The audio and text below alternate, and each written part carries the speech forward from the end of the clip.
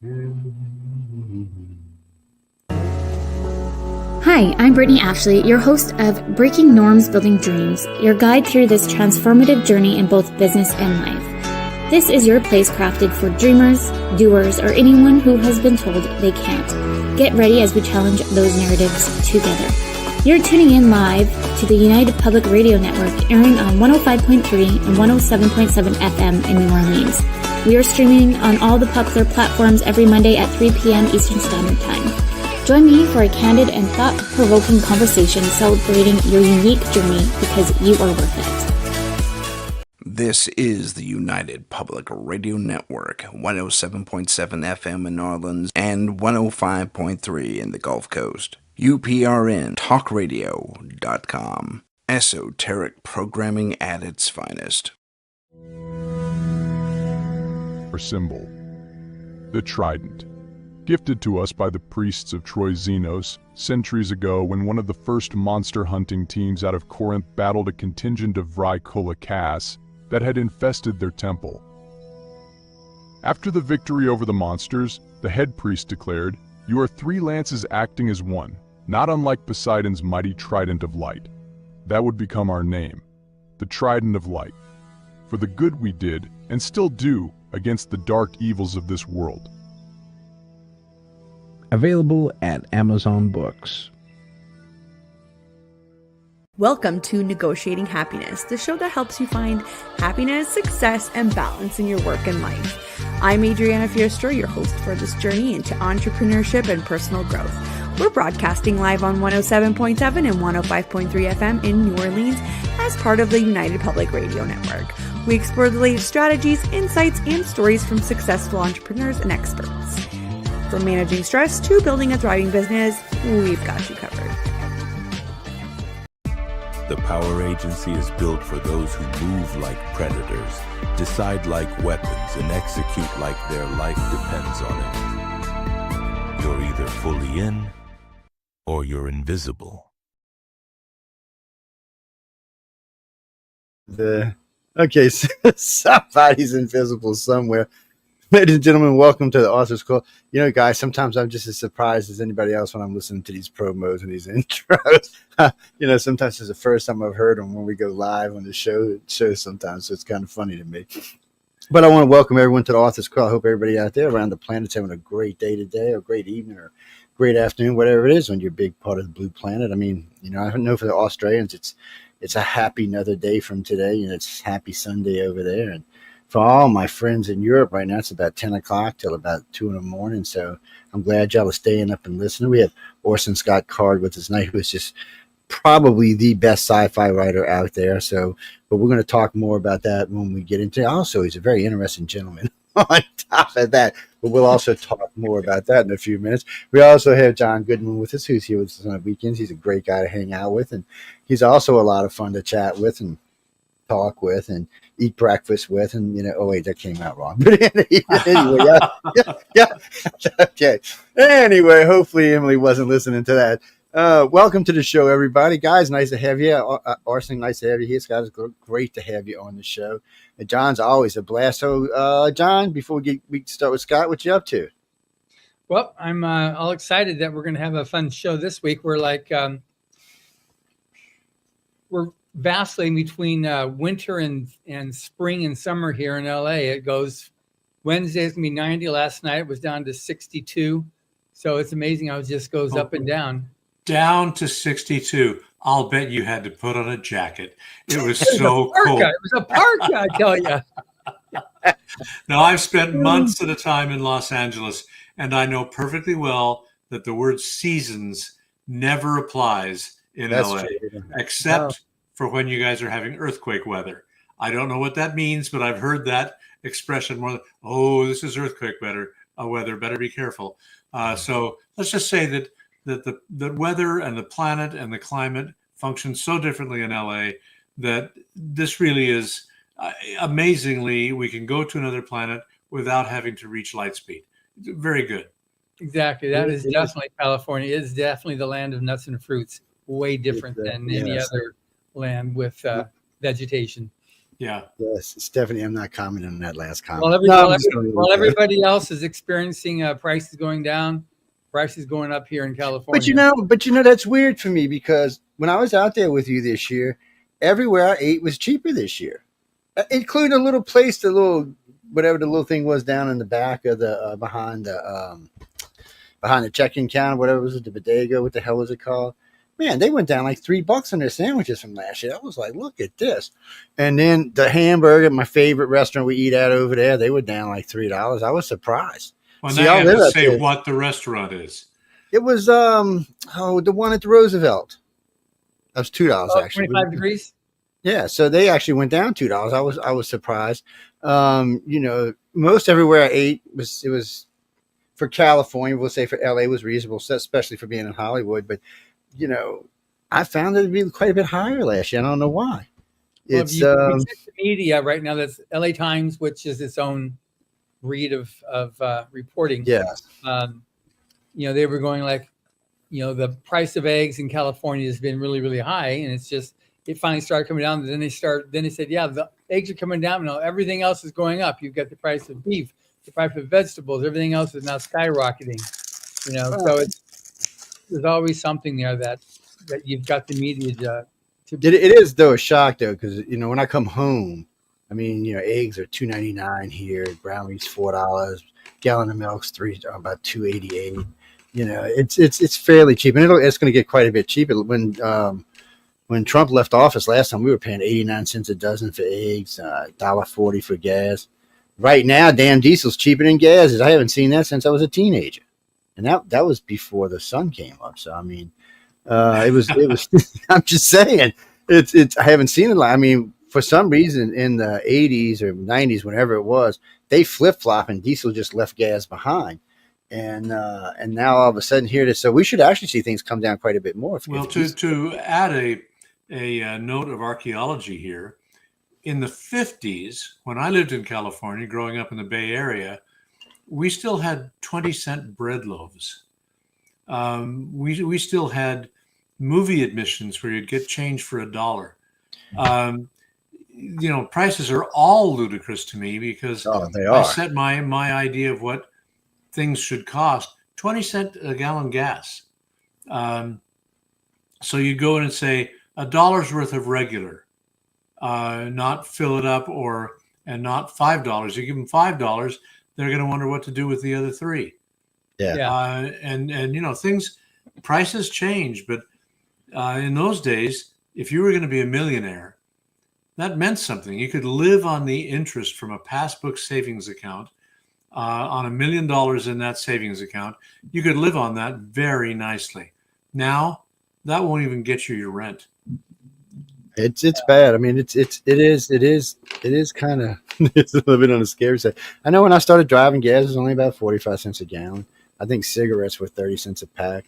And the cheapest I paid for gas was 18.9 cents, and that was that's cheap. A gas war. That was back in Tucson. Yeah, remember gas wars? Isn't that hilarious? Yeah, people used to try to compete on price with gas. Yeah. Yes, but I remember when all of a sudden they said, "Oh, it's going to be 99 cents now." I was like, "What?" And then we had that you had to fill up on odd and even days. I was 15, I think. I made so much money. We'd get like 30 cars and put them in a line, and we'd rotate them and bring them. And we had one guy picking them up, one guy dropping them off, and one of us pulling them up and filling them up and just going along. We made a ton of money doing that. I mean, for kids too. I think we were bringing home about $100 each a day, and this was 78, 76, somewhere around there. See, that's like big money today.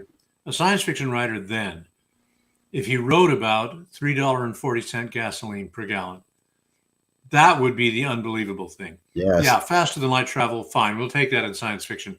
But $3.50 per gallon for gasoline, ludicrous. That could never happen. And here it is. At least we're not like the Weimar Republic, Germany, where you'd have to get your pay in a wheelbarrow because it was millions of Deutschmarks, and then hurry and go spend them while they still had some buying power. We're not that bad. It's not. It's never that bad in America compared to other places. Even the Great Depression, when my parents were growing up, compared to what was going on in Europe, they had problems, but nothing like what was going on elsewhere. Yeah, well, Americans are spoiled. I mean, I say that on two of my other shows. Matter of fact, the one coming up on after this, we'll actually be talking about that. We are spoiled. It's just, part of being an American. Why I live here. When I was a little kid, my grandparents, they obviously grew up through the Depression.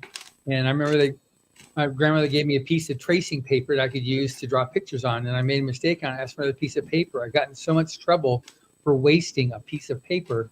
Yeah. Because of all the paper shortages that happened during that time period that they went through, that I had no appreciation for a piece of paper. It's amazing. And that wasn't even just the Depression.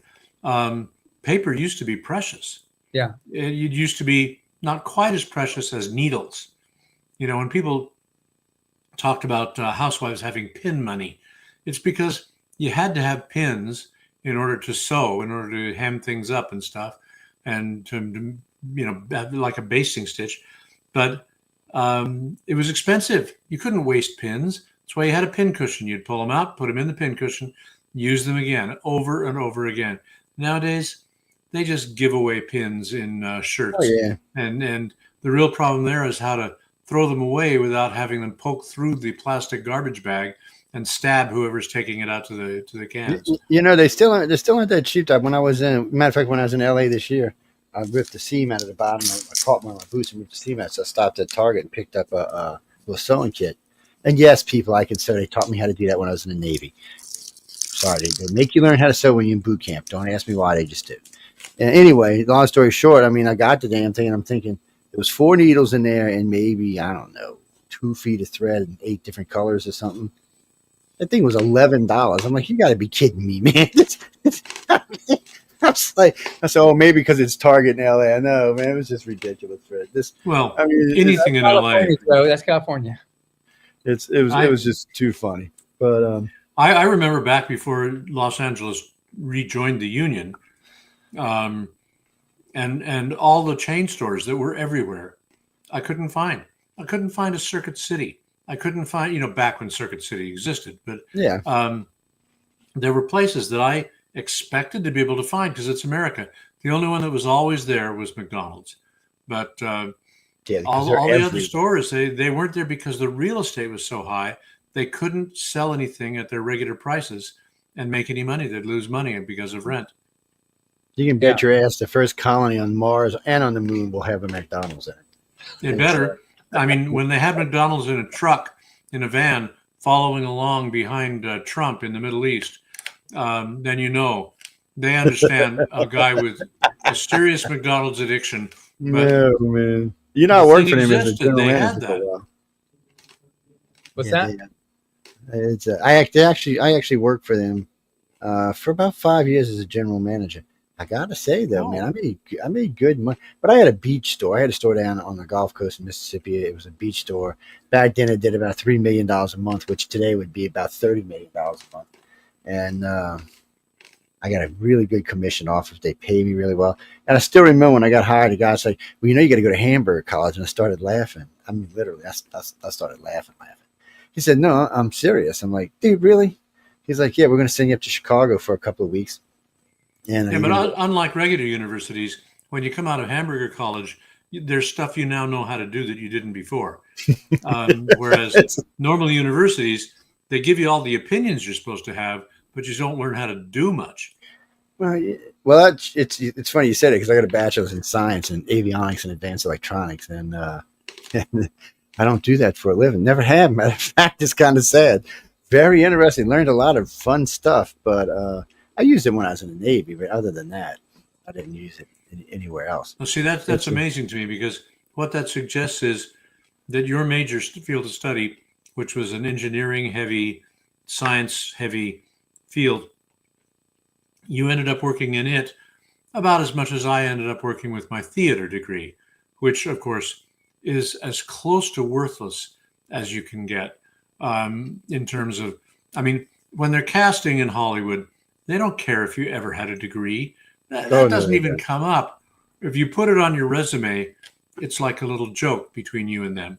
yeah, I majored in theater at Brigham Young University, and they'll go, oh, how charming, how cute. He thinks that counts for anything, but it doesn't. Yeah. All they ever tell me is stand here, sit there, do this. They never tell me what to say though, which is nice. They want, chest out. Man, matter of fact, my very first time I ever did a big shoot was in Washington, D.C., and my beard was gray. I still remember this lady says, well, we can't have him like that. They're talking to we're in D.C., they're talking to the lady in L.A., and I guess she's watching the whole thing. And the guy says, well, she said, you can't have that beard like that. So I'm not shaving my beard off. And she's like, oh, no, they want to dye it. I'm like, wait, what? And I still remember she said that. I said, whatever you do, if you're going to dye my beard, you better not use that shit y'all used on Giuliani. I don't want it running when I'm flying home on the airport. But ever since then, anytime I do a shoot, they expect it. They'll do it themselves, but they expect it dyed. They don't want it. That is just weird. They don't want it. The obsession with cuts my face off from here down. I like my white beard. Yeah.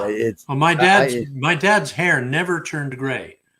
It was dark until his 90s, but his beard was white at about 60. And he loved growing it. My mom hated it, so it was never there for long. But the human body, you never find out what your heredity is until you do stuff like growing a beard. Well, mine was brown until I met John, so then it turned gray. Well, that explains a lot. That explains so there might be much. something fishy going on around here. I don't know if that. So speaking of Ender's Game, you've got a great story. I think that this is one of the books. I mean, I was just amazed. I mean, I knew how much I enjoyed the book when I read it originally, but last year I went with Scott we did an event in Clearwater, a writing conference, and then we went to Dragon Con in Atlanta, and I was just amazed how much Ender's Game had actually impacted. I didn't know to what degree. Yes, people were coming and saying, "This is my son Ender. This is my tattoo from this book," and so just like the story of how he came up with Ender's Game, I think it's something that the people listening now enjoy listening to. Well, the weird thing is, it's not like I was ever in the military. I actually did study the Civil War like crazy. I read Bruce Catton's Army of the Potomac, which really the overall plot is just Abraham Lincoln searching for a commander who will actually use the army properly. And so I had a lot of information about how bad commanders can be bad and stuff. But I found out the Civil War was over. I found out that if you're going to get into the military, they don't start you out as general. You have to go through this boot camp thing. And as a soft-bodied teenager, I knew I would die in boot camp. I would die. And so there was no chance I was going to do that as a volunteer. But then Vietnam was going on. See, I'm that old. And so I thought I better hold on to my college deferment or I'm going to get trapped in this war that they've already decided to lose. But instead, my draft lottery number came up in the 200s. And so I was safe. There have been times since then that I thought, I wish I had served. I learned later that my body would respond to exercise and that it wouldn't have taken me long in boot camp to get into a decent enough shape that I could function. But I didn't know that then. All I knew was that it would require things like running and lifting. Yeah. And I don't do those things voluntarily, or at least I didn't at that time. It's hard to read a book while running. But anyway, my older brother. Oh, go ahead. Today you can put them in your glasses. They got the little books, little readers in your glasses, so you can read while you're jogging. Yeah, but it's still bouncing. It's still bouncing up and down. There's no way. I've tried reading. Running through a car, man. Audiobooks. I love audiobooks. Now, I'm a big audiobook fan. But on my 16th birthday in 1967, my older brother, who was home on leave from the Army, which he had joined, because there was no way his grades were going to get him a college deferment for more than 20 minutes. And so he knew he was going to get drafted, so he volunteered, because then you can choose your own assignment. And he chose South Korea. But on my birthday, he and his girlfriend, who's now his wife, gave me a wonderful book called Foundation and its sequel, Second Foundation. They didn't know there was a book in between those two because, of course, how could Second Foundation be the third book? That is insane. But they gave me the first two, and so I skipped the second book. I finished the first book, get to the second book, and they're all talking about this guy called the Mule. I have never heard of because I didn't read Foundation and Empire. Anyway, when I read Foundation, I was blown away. This was absolutely wonderful stuff. I'd read some science fiction. I'd read some Ray Bradbury, but these are all short stories. And even though Foundation was written as short stories or novelettes or novellas that were then put together, it was one coherent story. And I came away thinking, man, I want to be able to write something like this. Can I think of a science fiction idea? And so what I thought of was the battle room that ended up being so central to the events in Ender's Game. Because I thought, how do you train people to think and act in zero G without constantly losing half your recruits wandering off into space and never being able to find them again? And so I decided that you do it in a large enclosed space and nobody dies and they get to reorient themselves so that they can think in 3D, in zero G. And I knew I wasn't ready to write it. It was too good an idea to waste on a bad story. So I held that. I lived in Brazil for a couple of years, worked on the idea from time to time, thought of new extrapolations in the battle room. But then finally, riding up to Salt Lake City from Orem, where I lived, with a sort of kind of almost girlfriend who is now married to my brother, a different brother. So we keep it all in the family. But yeah, but she had to drive to take her boss's children to the circus. Now that's just, you don't think of that as a condition of employment. It wasn't in her job description, but she was taking them to the circus, and I rode along. But of course, there was no ticket for me, so I was out on the lawn at the Salt Palace in Salt Lake City. And I thought, you know what? They would, I had spent an hour with kids in a car, and I thought they wouldn't bother waiting to train you for zero G till you were an adult. You'd have too many bad habits. They got to grab you when you're a kid, when you're still flexible in the way that you see the world. And that was when I decided for the first time that the trainees would be children and not adults. And then I sat down and I'd done all my playwriting in notebooks by hand. And so as if it were going to be a play, began with dialogue. Remember, the enemy's gate is down. And from there, just sort of winged it until I'm never sure if winging it, the past tense, is winged or wung. It should be wung. I wung it. It doesn't sound right. Sounds like Albert Fudd now. and a few pages later, I had Ender's Game. My mom typed it up for me because she did that with my plays too. She's the only person who could read my handwriting because I couldn't even. But wrote it up and sent it off, and that was the beginning of. I wish I could say that it sold immediately. Ben Bova saw it at Analog and said, "It needs to be cut in half," and the title should be Professional Soldier. Ender's Game doesn't mean anything to anybody. Nobody knows who that is. But Professional Soldier, that'll be ironic and I thought that sounds like a generic title. So I submitted it to somebody else. Jim Bain kept it at Galaxy for about 6-8 months before rejecting it flat out. At least Ben had given me the hope that if I cut it in half, he'd read it. But it's one of those things that writers have to learn.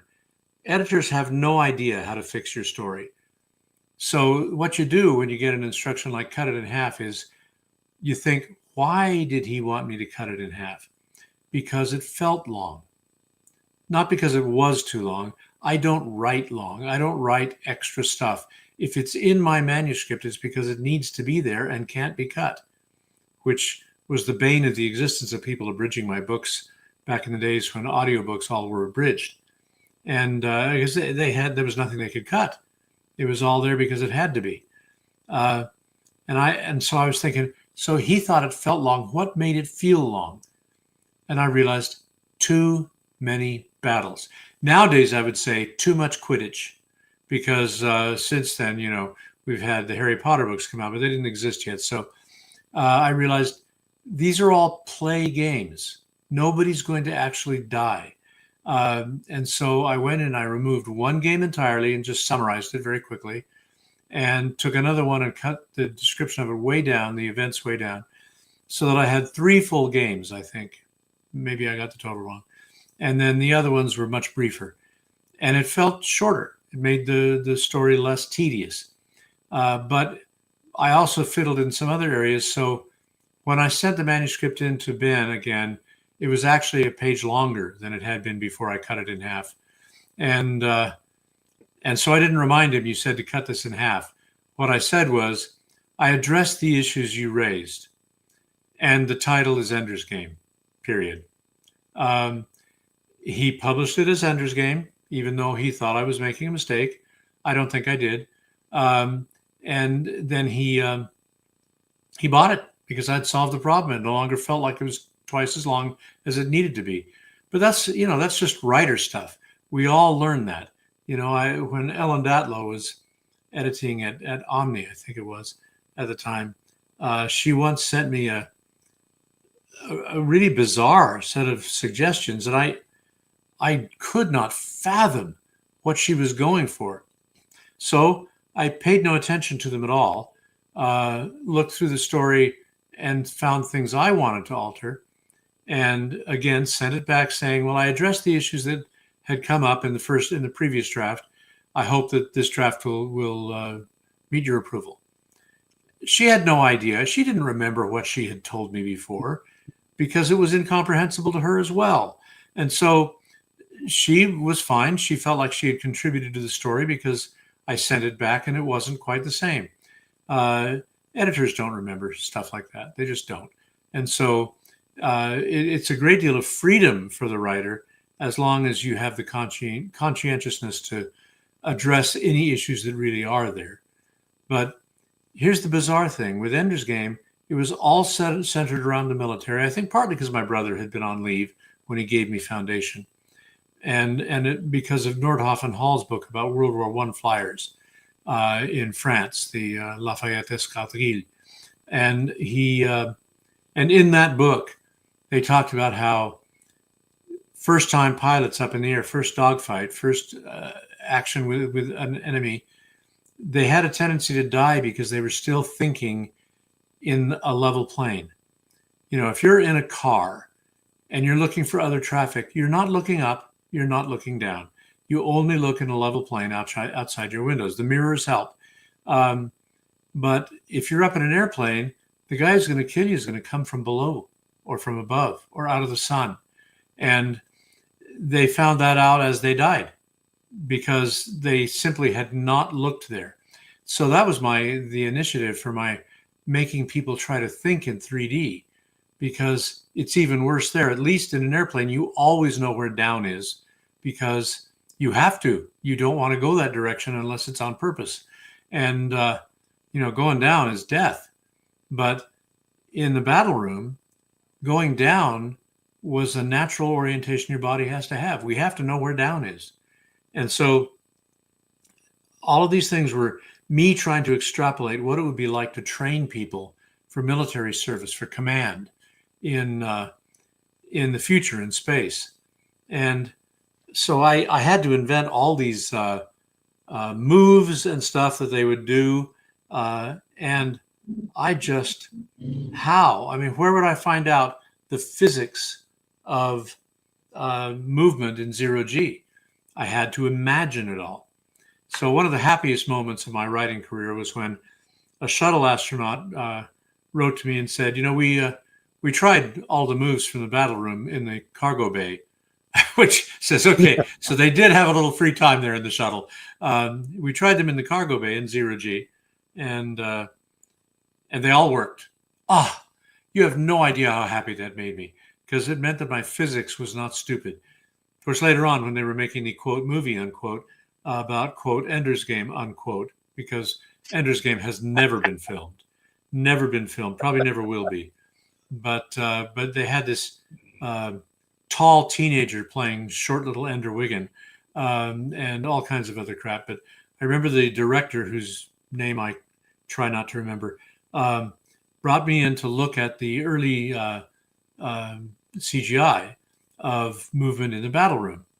And so he showed me this, that this character leapt out from the door and then did a glancing blow against an obstacle in the middle and caromed off as if it were a ping pong ball, caroming off the side of the table. And I just had to laugh out loud. I said, come on. This isn't a car that has four wheels on the ground. You can sideswipe something in a car and rebound. But if you're a human figure and you land face down onto an obstacle, friction will grab that front of you and slow it down, but the rest of you is still going the same speed. So you flip over head over heels with on ridiculousness they call a scorpion, and you'll break your neck. Your neck is now broken. You are paralyzed or dead. And so what you just showed me was the death of a kid in battle school. He had said before, say whatever you want. It's early days. We can change anything. Whenever somebody in Hollywood says that to you, it is a lie. They are completely married to what they've already done. And your only job is to say, great, that looks so fantastic. You aced it. You've done it. But he hadn't. He'd gotten the physics all wrong. Now, we happened to be in the room with the guys who actually did the CGI. And I saw them responding to what I said, nodding slightly, smiling a little. They knew I was right. They had probably told this moron about the physics, that this could not work. Said, that's why in the book, I always have them grab and hold at every obstacle they run into, and then move on, push off again in the direction they want, because you can't rebound. Anyway, that turned the director into my enemy, because I had humiliated him in front of the CGI guys by backing up what they said and laughing at how stupid it was. But I couldn't help it. I mean, that was just a reflex. I'm not a nice person. I laugh at people who make stupid mistakes, proudly make stupid mistakes. But I make stupid mistakes too, but I expect people to laugh at me. They always do.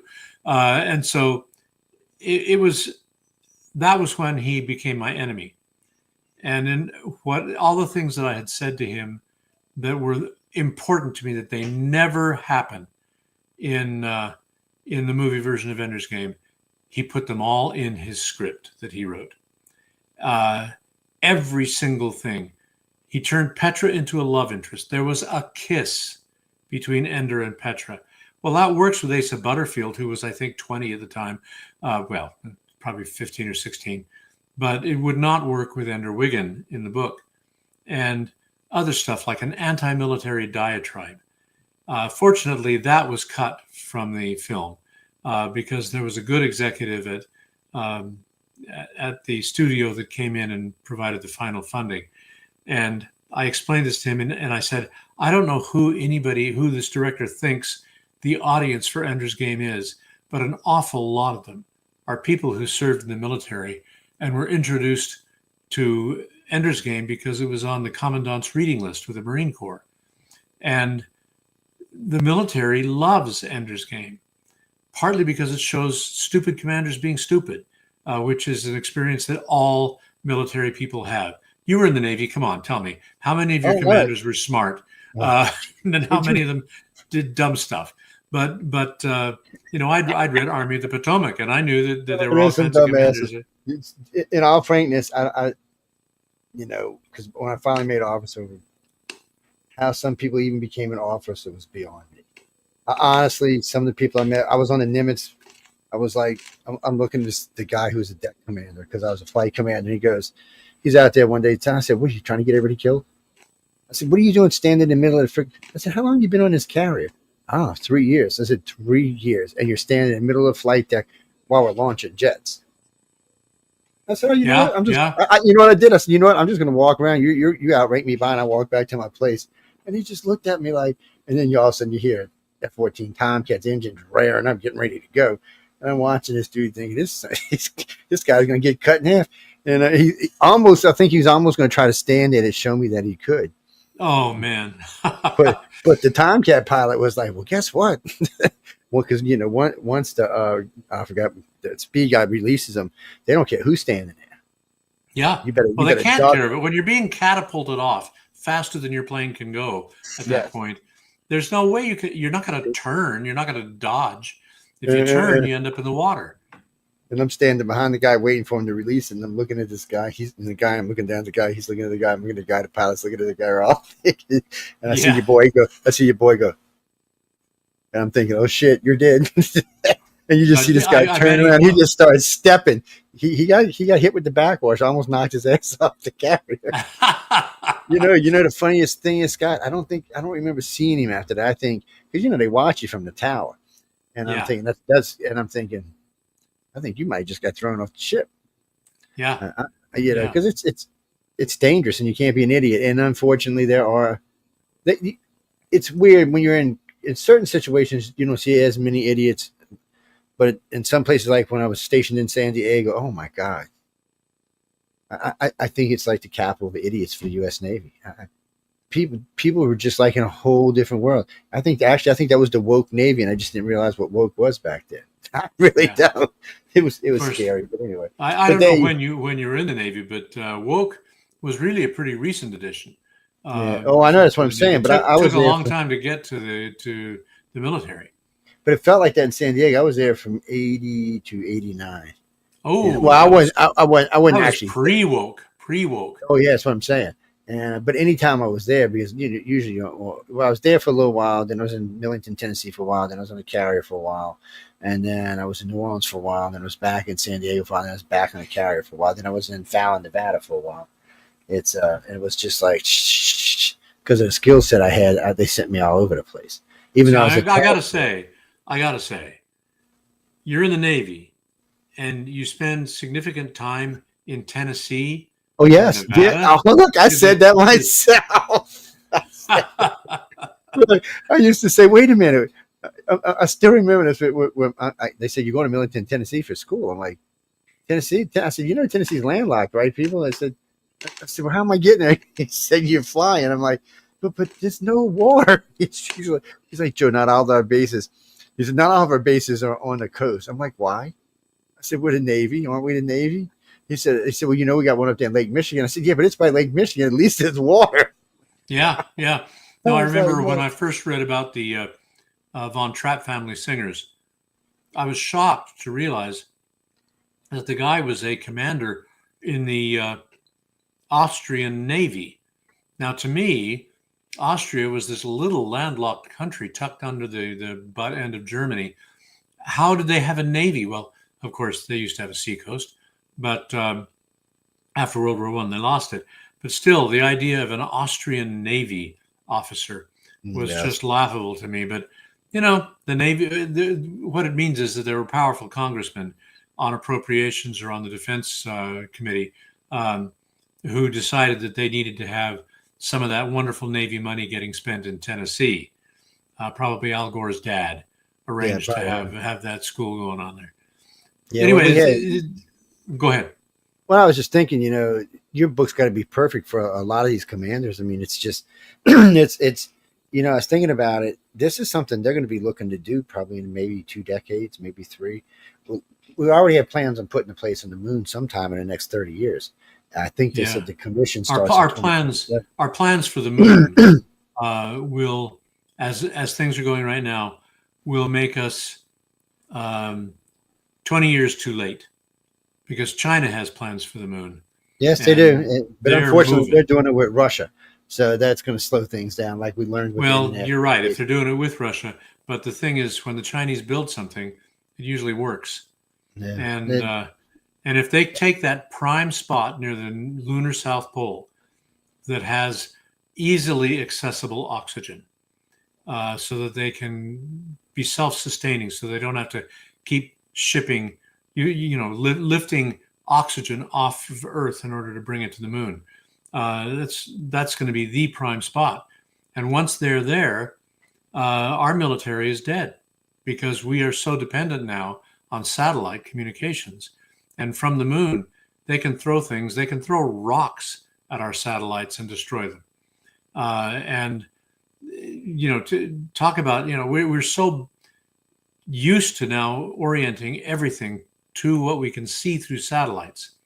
And suddenly we're blind if they can wipe out our satellites. So I'm happy about Space Force. Hope they can do something. No, let me think about this for a second. I gotta make sure I ain't breaking no clearance here. So there's a thing called Thor. I don't know if you've ever heard about it. A thing called what? It's called Thor. The Navy and the Air Force put this in space. Thor, like that. So this is past the moon. This is to protect our GPS satellites. This is what this is for, because people don't realize how far out some of our GPS are. So these are to protect our GPS from people like Russia and China. But Thor is a sneaky little thing, because all they are is tungsten rods. They're nothing else. They just shoot them. They're ejected. I think they're ejected by air, actually. So they just shoot out. But the thing is, they miss and they hit Earth. One of them is enough to level Moscow. One of them. Because of where it's coming from and the speed it's traveling when it gets here. So it's one of these things. Okay, it was a brilliant idea. No chemicals, no nothing. And I kind of wonder where they got that idea from, to be honest with you. But that's the moon is a harsh mistress. Come on, that was Robert Heinlein. We all know about throwing rocks at Earth. There's also you've had James Rosone on as a guest, Joe, in his series they did where China actually began World War III. They ended up with Space Force with these tungsten rods taking out the base where they had the supercomputer in China that was running all the AI and doing all the bad stuff that was being done. Yeah. But it was with these tungsten rods but they had the Space Force and they had their jets that they had there that were basically up in outside of radar range, way high up, that they could send these things down and it would create earthquakes to destroy it. But that's the kind of power that these things had. Well, they've got. I got a friend that works with Boeing, but I've seen some of the original drawings. So the ones they use for satellites are only about 15 feet long and probably about 3, maybe 4 inches around. They have what they call city busters that are roughly, they're about 175 yards long and about 6 feet thick. Launched from anywhere beside outside the moon. When they hit the planet, they're going to do but the thing about it is there's no radiation. You flatten the thing and then you just take it over. There's nothing to keep you from going back. It's just one big ass hole. There's 2 years of atmospheric dust, yes, of course. At least. Basically it's duplicating the extinction of the dinosaurs, only we're the dinosaurs. Yeah, it's just a controlled extinction is basically what this is. For me, the destructive power, you can retaliate, but how are you going to actually protect those satellites? And my answer is you invent completely generic reprogrammable satellites that can do any of the satellite jobs. You mean like the ones Elon's putting into space? Exactly. So that you have 500 of them ready to launch. You have a whole bunch of them already out of Earth's gravity well. They knock out 15 satellites, and in a day, you have new satellites with the correct programming in place to replace them. It still gives them 1 day in which we're blind on Earth, our soldiers and our ships. But after that day, we're back up and running. But those completely replaceable satellite units are vital. And I don't hear anybody but me talking about it. Well, no, see, that's already been implemented there. That's what I'm saying. So Elon Musk, when he put up Starlink, right now he has 8,650 Starlink satellites in space. He already told Putin, if you're ever ignorant enough to launch a nuke, he said, I will knock every nuke you got out of the sky. He said, I can just run into them and knock them out the way. He said, you cannot get nukes to the United States, not intercontinental ballistics. He said, I will knock them down. Every satellite he puts up there are communication satellites that are completely reprogrammable. And a lot of people seem to think that he's got something else on those satellites that he's not telling us, because he's got some kind of deal with Space Command. And only reason they have a deal with Space Command is if they were weaponized. Yeah. That there's no other reason for it. And I do know that Space Command did take over DARPA. DARPA has to answer to Space Command So DARPA is now part. So you're talking about Space Force. Yeah, Space Force. They always call it Space Command. I don't know why I do this. It's one of the things, but it's but right now they're all answering to it. And I know when Trump signed the last one in 2018, the U.S. Air Force Space Program and the U.S. Navy Space Program are supposed to report to them anytime they're doing certain types of launches. Most people in the United States don't even know that military has its own space program. No, they never talk about it. The whole idea of Space Force was new to me. It had been in existence for 5 years before I ever learned about it. Yeah, no, I thought it was a great thing, but it was I just didn't know how it was going to work. Of course, but right now, knowing that how secretive the military can be, I don't know of any Space Force people who are off Earth, who are actually in space. And Space Force ain't Space Force till it's got some force in space. That's a good point. They ought to at least send one to the frickin' space shot the ISS. But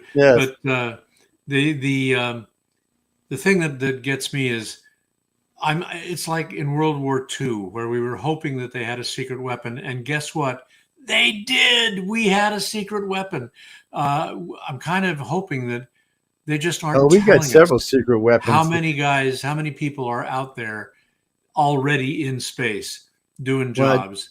It depends who you want to believe. So if you go by Jimmy Carter, science advisor, we've had a base on Mars since '79. Base what? On Mars since '79. That's what Jimmy Carter science. Yeah, he said since '79 we've had a presence on Mars since '79. He said that they keep a satellite in zone L11, which is between the moon and Mars, because it's the best launching location in our solar system. So they established something there. I wasn't sure about that until I talked to a friend of mine. Matter of fact, I was having lunch with Edgar Mitchell and Buzz Aldrin at the Washington Press Club. And I just asked them if they heard anything about it, and they both just went, "No." I said, "So you did hear something about it?" He said, "Well," he said, "What is your clearance again?" He said, "How did you find this out?" I said, "I'm just asking." And they wouldn't talk about it because whatever it is was highly classified. No, they can't. They don't want to lose their job and their freedom, because there's stuff that if you talk about it, you don't just get fired; you go to jail. Oh, you go to and should kind of like if you were to write "kill Trump" in the sand.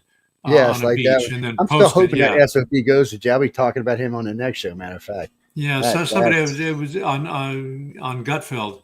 One of the people said, what James Comey needs is he's a prison inmate. Comfort animal, and then Tyrus says he doesn't need a comfort animal, he needs a cellmate. Yes, like the one. And I thought that was funny, but. No, we live in really weird times, but we do. There are people who know how to keep secrets, and they're keeping them. They're just rare in government. I was thinking about you a lot. It was a couple of weeks ago. There's a TV series called Expanse, and for some reason, when I'm watching this series, there's something about this. Whoever wrote this must have had some kind of influence by Ender's Game. Just I don't know how to explain it. There just seems to be pieces and parts in there. No. That made me think about you. Matter of fact, we were just talking about the rock. Well, that's one of the things they actually do in there. They're taking big asteroids from way out in space and flinging them at Earth with stealth on them so you can't see them, and smashing and killing 2 million people at a time. But anyway, it's only 2 million. I think it was 2 million. But it would just. I haven't been following the series, but it's a friend of mine who is part of the team that is. Oh, well, maybe that's why, because there are definitely things in there. And it's a weird series because season 1's pretty good. Season 2 and 3 are really good. Season 4. Kind of like what you're saying is like most television series. Yes. I mean, season 1 is like everything, it's just character build in the first season. Season 3 is probably the best out of the gate. And then 5 and 6 are pretty good. But 4 and a half of 5 are kind of like were y'all smoking something when y'all were writing this? It just slowed down to such an extent that it was, the first 3 seasons are like, wow, let me knock you on your ass. And then all of a sudden you come into this season and you're kind of like, okay. Like the 3rd season of Lost, where they really that's a good one. Yeah. Lost is a unique thing in television history because it began with a network executive's idea about the plane wreck. and he assigned it to writers, and they basically threw everything in the kitchen sink into that first season. But they had no idea what was really going on themselves. They could not wrap it all up. And we realized that in season 4, they were desperate. They were flailing. And when they had to get rid of the kid because the actor was aging too fast. So they set him up to be really important. And then they had to fire him and get him off the island because he could not continue to play that character when it had only been a month in movie time, in showtime. Anyway, television is weird, but we live in the golden age of television right now, when there have been a handful of series where the writing was so good and the acting was so good that there is no dead season. You know, if you're binge watching all 22 seasons of NCIS, there's not a season you skip because they're all needed. They're all good. The writing never flagged. Same thing with Bones. It only lasted 12 seasons, but all 12 were wonderful. And every episode is worth rewatching. And I know because I've watched them all now about 5 times each, because they're on in constant reruns. And I'm an old man and I like sitting in my chair. And when I look up from my writing, I like to have a show on so that I can follow their show for a while. If I'm going to have a show on influencing me, it better be a well-written show or it'll poison what I do. So I guess I'm piggybacking off of good writing on television. But, you know, compared with anything in the so-called golden age of TV, you know, I Love Lucy is kind of an awful show. I find it, even when I was a kid and it was new episodes, I never thought it was funny. There's an episode where Desi spanks Lucy, spanks her. I was horrified. My dad would never have done that with my mom. He was too good a man, and she was too good a woman to ever have that be their relationship. I hated I Love Lucy. Terrible show. But hey, that's the one that they say is the epitome of the golden age of TV. We're in the golden age right now. Yeah. Speaking of golden age, we got the golden age of science fiction. And so we also have, from way back when, because part of what we're scheduled this Quill for is because we also have Memorial Weekend next weekend, which we were originally trying to have you on here for, but you're going to be with your family next weekend. So we pulled you forward to this weekend here. One of the stories was the book Final Blackout that Owen Hubbard wrote, which you gave an amazing, kudo for, Scott. But that I've sent around a few other authors, and some of them come in saying like, I guess I can give the best the best kudo I could possibly give for any book is I wish I would have written this myself, from another dystopian science fiction author, and Heinlein called it one of the best pieces of science fiction I've ever written. And that's not an exaggeration. Yeah, because it was written before World War II, and so what he put in there was just so outrageous. He was accused of being a communist. He was accused of being a fascist because of what he did. He talked about, how this lieutenant, this unnamed officer, who saved his people and was rebuilding UK. And then here comes this big warship, United States, and the senator coming in with his big grandiose pomposity to offer, all this stuff. He says, we don't need it. We're doing fine. We're doing this and this and this. And, but they wanted, because they had their own problems in the United States, they wanted to come there because they wanted more property to be able to, get their food from and take their excess people to.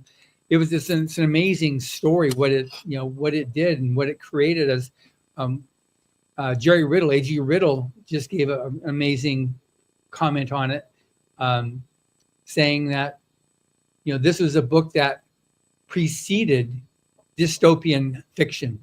This is it heralded that as a genre. Now, I at the risk of committing a spoiler, this is, after all, nearly 100-year-old book, but it's still, I don't want to wreck the ending, but I've got to say that it was It was an experience like when I read the science fiction novel Vandenberg, and even reading The Stand by Stephen King. There are these characters, you come to care about them, you love them, you want things to work out for them. And in The Stand, they set up to try to stop the bad guy from doing his terrible work, and they completely fail, which is not, by the way, the ending of Final Black Blackout. yeah. But they fail completely. And in Vandenberg, I just remember being devastated. And in The Stand, I just thought, I was so frustrated because he still has the good guys win, because the finger of God appears in the sky and blows up the nuclear missile. Excuse me, but that's not science fiction. The moment the finger of God gets involved, that's religious fiction. But that's fine. Stephen King didn't claim it was science fiction. It just worked like science fiction all the rest of the way. But it's frustrating to a reader when the plans don't work. If you're going to have a caper, if you're going to have some kind of plot that the good guys are doing, as a reader, you want to have it work, not because you think that all plans work, but because you think, if you're going to tell me about somebody's ornate plan, why don't you tell me about one that works, not about one that fails? But here's the thing that L. Ron Hubbard was able to do in this wonderful novel. Even failure can be success.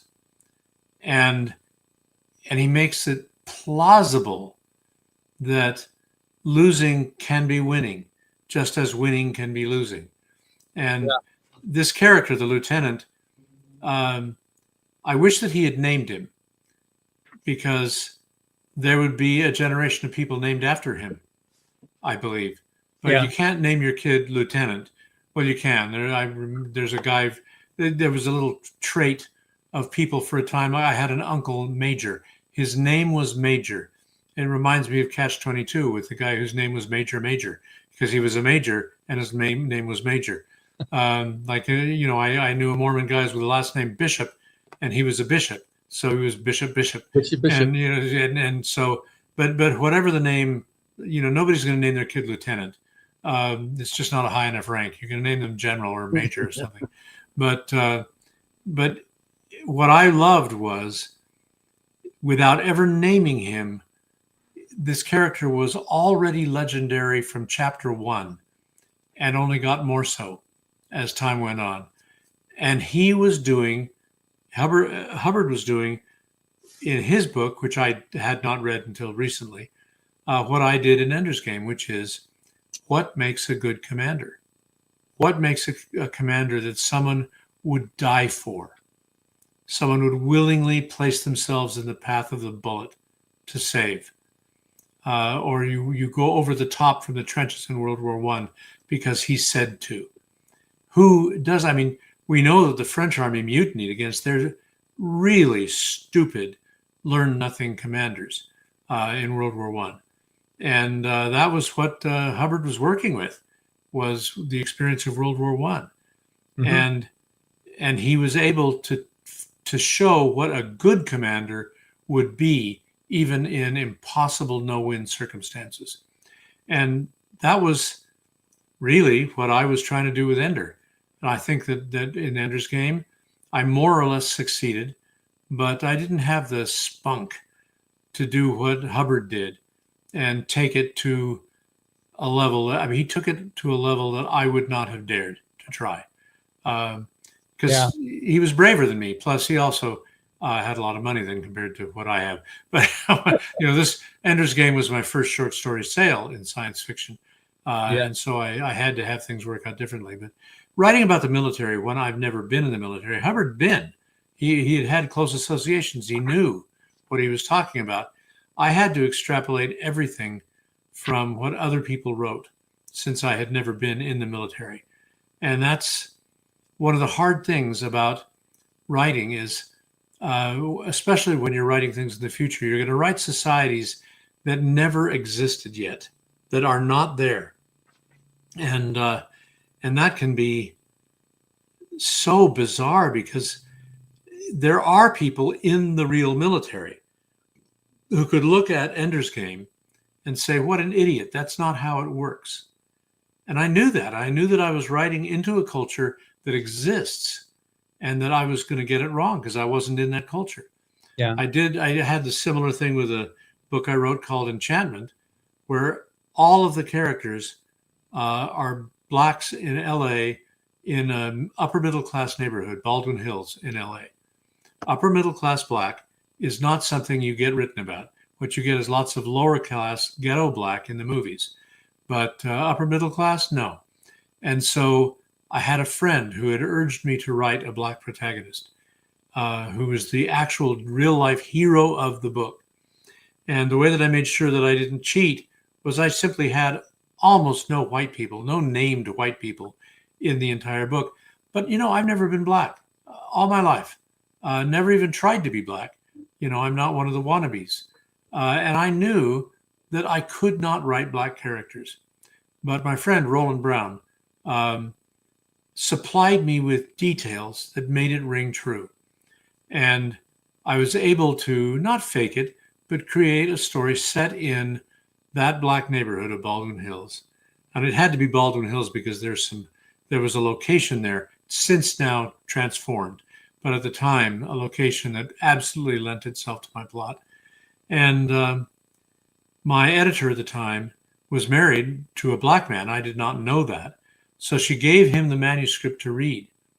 And he came back and said, I did not know that Orson Scott Card was black. and that was my imprimatur of, I made it, I did it because it sounded real to somebody in that culture. And that's what I hoped I could do with Ender's Game. That's what I absolutely believe in the pre-World War II era, L. Ron Hubbard did in Final Blackout, that he absolutely made it real, even though it was set in a then future that did not and never has existed, which is total anarchy, World War I descending into total anarchy, and nations falling left and right, which they did. So anyway, I admire what he achieved, but it's always a challenge to write outside your own culture. Now, if I write an alien culture that has never existed and has no members on Earth, I'm fine, right? They'll be whatever I want them to be. But the second I write a culture that exists or is related to a culture on Earth, I'm in trouble if I don't get it right. Yeah, it's just for, because this is one of the books we're talking about. We got Ender's Game, we got Final Blackout here.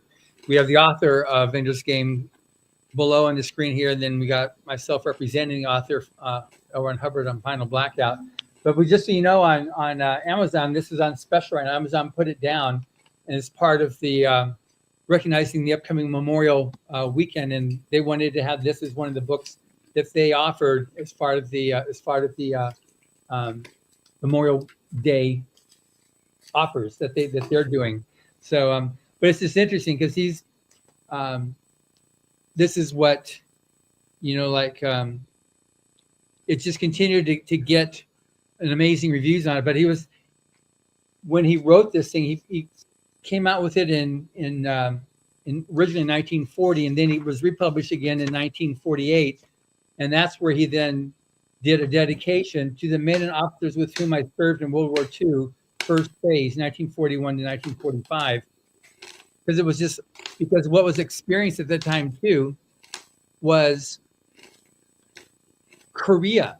After World War II was over, then these officers that were there in World War II were experiencing that Korea was now escalating. And so that's where he's referring it to phase one. And that's where also you had like some of the science fiction writers like Heinlein and Hubbard met at Heinlein's home in Los Angeles to start conceiving of science fiction that took man's attention into space and took attention, trying to create a space race instead of an arms race, which was really going with what the Cold War was. That the United States lost to Russia, on the space race with the Sputnik beating it, but it created that whole thing in '69. Finally culminated, and then once they were done, they kind of like we were done with that, and then just dropped the whole thing on space until Space Force. But this is this whole thing that he was doing with Final Blackout was also because he was pretty good on satire, and so he did a lot of his science fiction was satirical, and I'm sure you've experienced it too in what you write, Scott. But it's just he just goes in there. So then he goes on to say, Final Blackout dealt rather summarily and very harshly, for the author was inexperienced in international affairs, that the anarchy of nations was an unhealthy arrangement maintained by the greed of a few for the privileges of few, and that the common people, which is to say those uncommon people who were only to be let go about their affairs of getting enough to eat and begetting their next generation, would be knocked flat, silly, and completely out of existence by these brand new defensive weapons, which would of course be turned only against soldiers. Bombs, atomics, germs, and in short, science, it maintained were being used unhealthily, and that soon enough, a person here and there who was no party to the frontline sortie was liable to get injured or dusty. It also spoke of populations being affected boomerang fashion by weapons devised for their own governments to use. Certainly all this was heresy enough in that quiet world of 1939, and since that time, it is only fair to state the author has served here and there and has gained enough experience to see the error of his judgment. Everything, it can be said with Pangloss, so far as has been for the best in this best of all possible worlds. There have been 2 or 3 stories modeled in Final Blackout. I am flattered. It is just a story, and as the past few years proved, it cannot possibly happen. But I just let the last part of his preface right there. He goes through several things that he predicted in that story that came to pass, which was assured by governments and stuff that there's no way it couldn't happen, but that actually did in fact happen. Well, there's so many. I remember being on a science fiction panel in 1987 where we were talking about what would happen in the future. And this was still Cold War season. And I said on the panel, out loud in front of God and everybody, that the only reason that the Soviet Union persists, because it has been near collapse ever since it was created. I said the only reason it persists is because the people tolerate it. And they tolerate it in large part because they like seeing half the globe being pink, the color on atlases and globes of the Soviet Union. Oh, I was almost laughed out of the room by the other panelists. They said, that's not true at all. And I said, look, the Soviet Union can fall in a second anytime the people stop supporting it. And in 1989, my prediction was completely borne out, but it sounded ludicrous in 1987. And if in 1987 I had written the events of 1989 with the fall of the Soviet Union and Tiananmen Square in China and etc., no one would have published it. It would have been too unbelievable. You had to live through it in order to believe it. And even then, I still think back and go, how? Who knew? And, I guessed some aspects of it, but it's predicting the actual future, that Nostradamus business. It only works if you write really vaguely and then other people interpret it to mean things that have already happened, because you can't actually predict what will happen. I have a short story that is coming out in some book, anyway, that is about Space Force fighting on the moon to take over the Chinese base there. And, of course, this is a provocative story if anybody took me seriously, but they don't. So, China's not going to send an assassin to get me for having written this story. But at the same time, I thought it was worth pointing out that the Chinese people don't necessarily love their government. The Russian people don't necessarily love Putin. Pollsters have gone into Gaza in previous years and found out that the population overwhelmingly supports Hamas. Except that's not true. That it's only because when the pollsters go around, Hamas sends somebody else after them to find out what they said. So nobody wants to say anything bad about Hamas because they'll be killed. And so polls are meaningless in a circumstance like that, but they can certainly create the illusion that the people are behind them. And there's so many place that suffers that with polls. Hillary Clinton had it, 20 points ahead? Oh, yeah. And I still predicted she was going to get her ass kicked. Well, I want you to know I still predict that she will win in 2016. So I know she still feels that way. So yeah. Yes. The thing is, isn't it funny how in that campaign her health looked like she was on her last legs? And here it is 8 years later, and she's still actually looking healthier and stronger than she did then.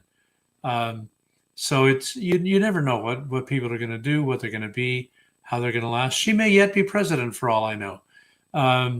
You just can't predict it. Who in the world in 2014 would have said, Donald Trump, that guy who was so frequently a guest on Letterman, he's going to be president.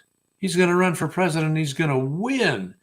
And liberal as he's always been, he's going to run as a Republican and win. And no one would have believed it. But then after he was defeated, if anyone then had said, he'll be back, he'll be president 4 years from now, nobody would have taken that seriously. The things that happen in reality are so horribly implausible that you just, how does a science fiction writer function? I know how. Set it 30,000 years in the future. That's how you do it. Oh, don't cheat now. That's cheating, man. That's cheating. You have to be believable. So look, they're good. Be believable, but there are good near now sci-fi writers out there. There's several good series, or has been several good series, and a couple good movies. Like I said, James is I enjoy his work. It's scary, but I enjoy it. That's. I mean, I like all sci-fi, so it's it's how it is. But I like near now better than anything. Well, we have had some brilliant science fiction movies after decades and decades of crap. Because even the ones that people loved were crappy. The science was crap. The future prediction was crap. Their depiction of human societies were crap. But my first science fiction movie that I loved was Deep Impact. I love that movie still. I can't not watch it if I pass by it flipping channels, because it has people in it, people who behave like people. And when Téa Leoni's character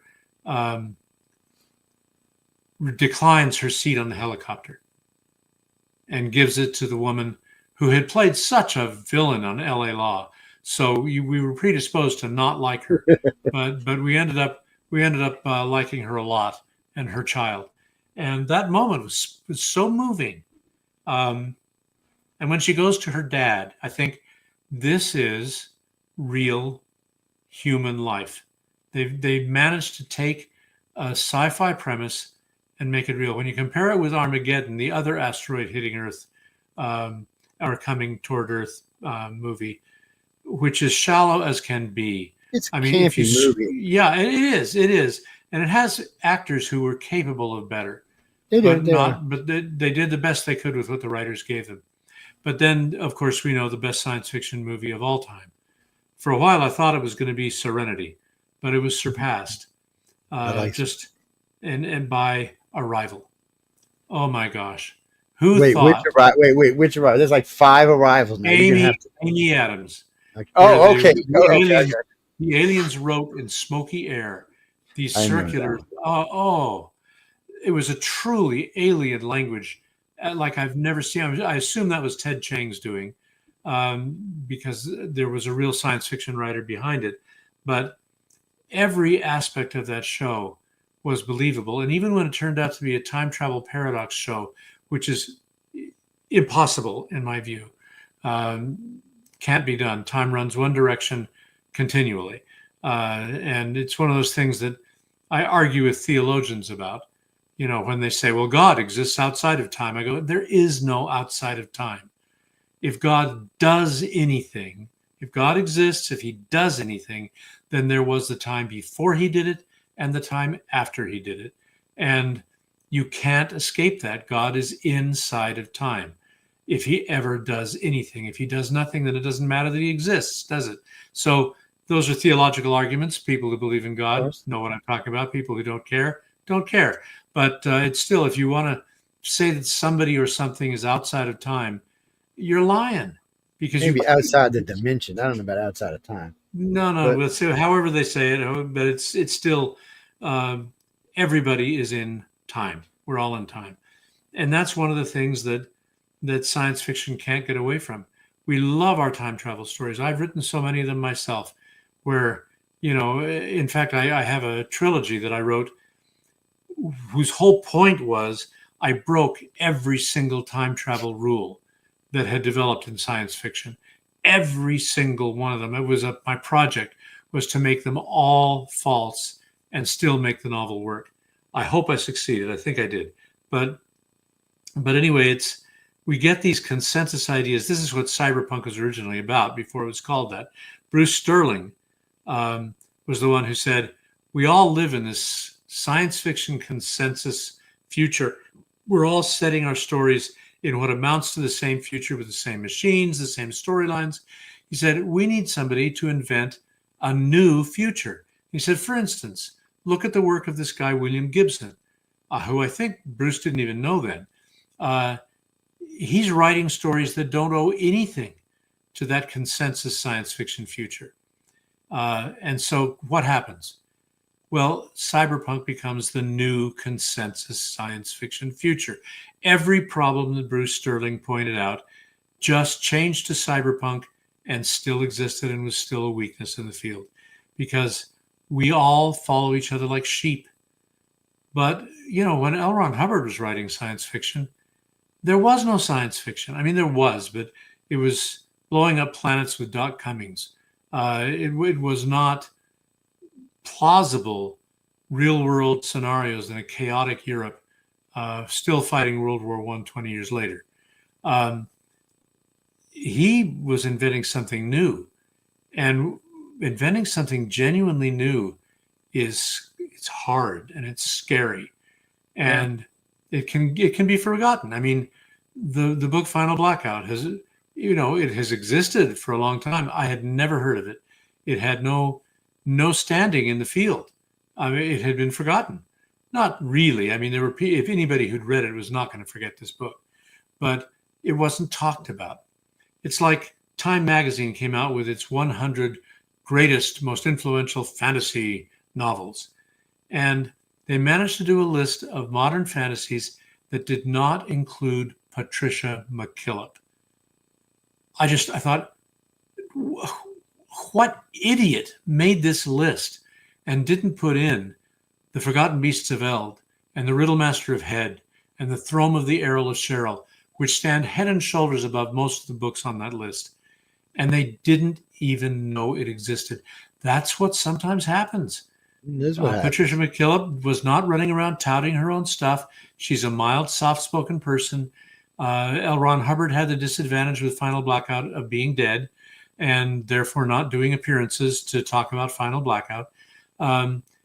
Writers can be forgotten while they're still alive even because their work isn't the stuff being talked about. It's not hot. You're only as good as your last piece of work. It's fair. It's not just not for writers. It's for artists. It's for people like what I do. It's for sports people. So Joe, I put a link in the chat there. If you can share it, because Final Blackout is available now for only $2.99. That you can share that, they can go to the link there on that on Amazon, which is a pretty good deal. And it's I was going to say that link is longer than my autobiography, so it's a good thing that we can do it with a single click. Exactly. Pop it this way and let it send out to 100 million people at one time. There we go. Go away. There we go. Look at that. Go. Click. Keep going. Oh, it's taking so long. I had to take a pause. And the thing about this book and Ender's Game too, but it also acknowledges, the significance of Memorial Day is it does, it doesn't just, these are the people that made the ultimate sacrifice. It's also those people that actually believe in what America stands for, and I think that's what's more important to really recognize that there is something worth fighting for. There is something that's important that people have to recognize. And it's unfortunate, and that there's a bit of an internal struggle with, whether you call it woke or whether you call it generational, but it's a lack of understanding, like what was actually fought for to be able to provide for these people, to be able to even have a country where they can say what they're saying, even though what they're saying is reprehensible.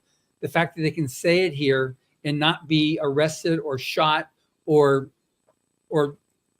exported to some Siberia, they don't realize that it's not like that everywhere, that they can do what they do here. And that's part of what this book is.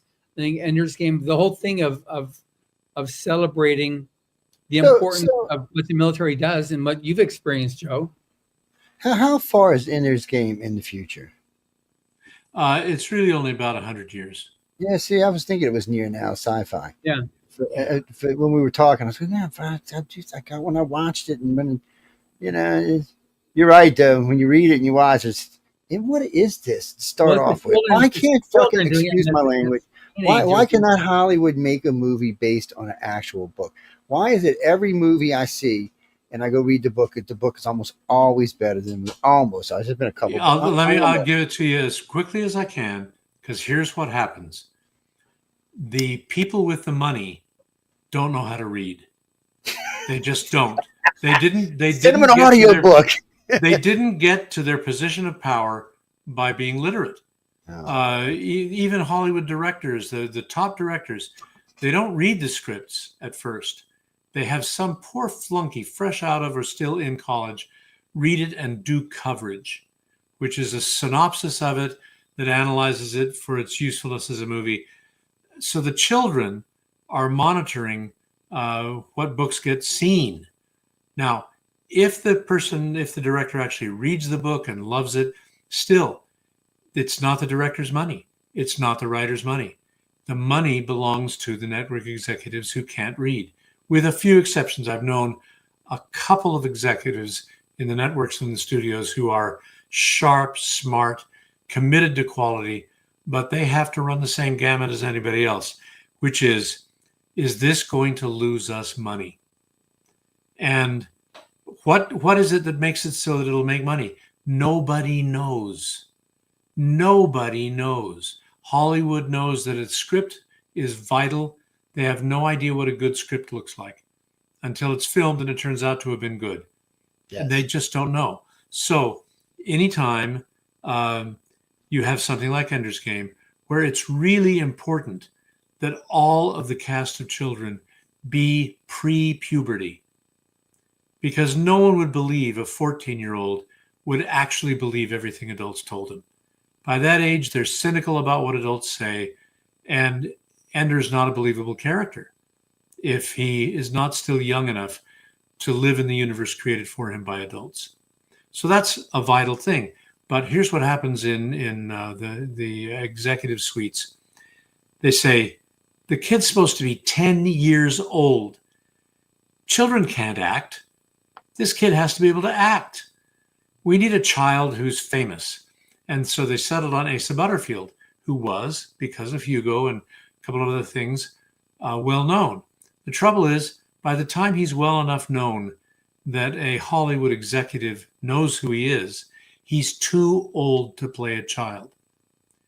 There are, the number of child actors who can act is so tiny.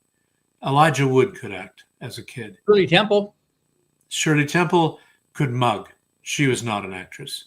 Judy Garland was an actress. They were right to use her and not Shirley Temple in The Wizard of Oz. The Wizard of Oz did not need to be a cute movie. It needed to be a dangerous, tragic movie. It's kind of a little dark. It is very dark. It's like It's a Wonderful Life. Flopped because it was so dark. But it got made because Frank Capra wanted to make it. But it failed until it went into public domain. Nobody at the studio bothered to renew the copyright. So it went into public domain, and suddenly every TV station in America could run that movie at Christmas time without paying for it. Yeah. And it became one of the most beloved movies in American movie history. But prior to that, a guy who wants to commit suicide on Christmas Eve, I can just hear the studio executive going, we are going to lose all our money. No one wants that. He knows damn right what he was saying too. But that's the reason movies become bad. Now, there's another reason, which is not just fear, the fear of losing money. My son is a video game designer, and he was doing a video game. His company was the producer, but they had to report to the publisher, and the publisher sent an executive to executive who was younger than my son, who is not an old man, send an executive, and he said, "Okay, look, I've looked at your game; it's pretty good, but here's what you need. They need to be riding horses." Now, anybody who knows anything about computer games knows if you're going to add an entirely new animation element, you're going to have to come up with dozens of different horses that move differently. And now you have to have horseback moves for all of the characters. You're talking about another year of programming. And this was 3 months before the supposed release date. And so it's just one of those things where you just go, this guy has been sent to be in charge of us, and he knows diddly squat. He knows nothing about the job we do. And that's the other thing that happens, is that you have stupid people. So besides fearful people, stupid people are the death of so many movies. It's only now and then that you get a movie that is as good as or better than the book. The best case I can think of, Sense and Sensibility. Emma Thompson starred in it, and she wrote the script based on Jane Austen's novel. And it is better than the script. It was one of Jane Austen's earliest works. She was not yet sure of herself. She made some mistakes, especially toward the end. But Emma Thompson fixed them all. And it has one of the most powerfully emotional climaxes in movie history. And yet, that scene isn't even in the book. It's the best scene in the movie, not in the book. Why?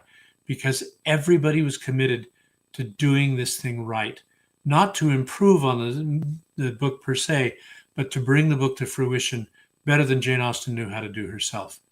So you can make good movies from good books. Sense and Sensibility is a good book, a hilarious, nasty, sarcastic, cynical, wry book that kept all of that and also still was a marvelous tearjerker. You can make a great movie out of a good book. It's just like 1 in 1,000 that can achieve that.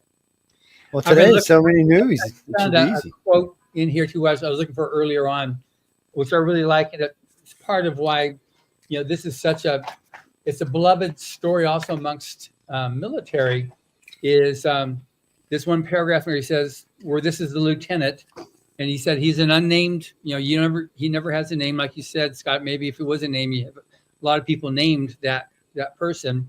But he says, I'm neither a politician nor a statesman. I'm a soldier. I know nothing of the chicanery which goes by the name of diplomacy. But I learned long ago that there's only one way to rule, and that is for the good of all. That the function of a commanding officer of a company or a state is to protect the rights of the individual within the bounds of common good, but never to trifle with the actual welfare of any man or to attempt to carry any man beyond his own ability and strength, for to do so weakens the position of all and is not for the common good. A state, gentlemen, is not a charity institution. On this score alone, I cannot accept your gifts. Now, if you please, the interview is ended. I shall be pleased to receive a report from my Sheerness battery commander tomorrow morning that the horizon is empty. This is when the United States diplomats came in, wanted to offer all this great stuff, and fight them off.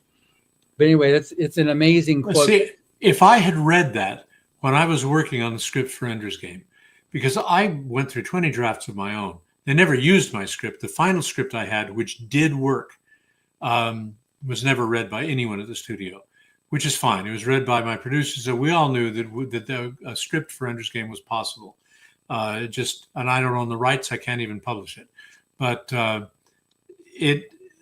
the struggle was that time after time I would write a script, and anybody who had already read Ender's Game and loved it would read that script and go, this is it. You've got it. You've nailed it. This is Ender's Game.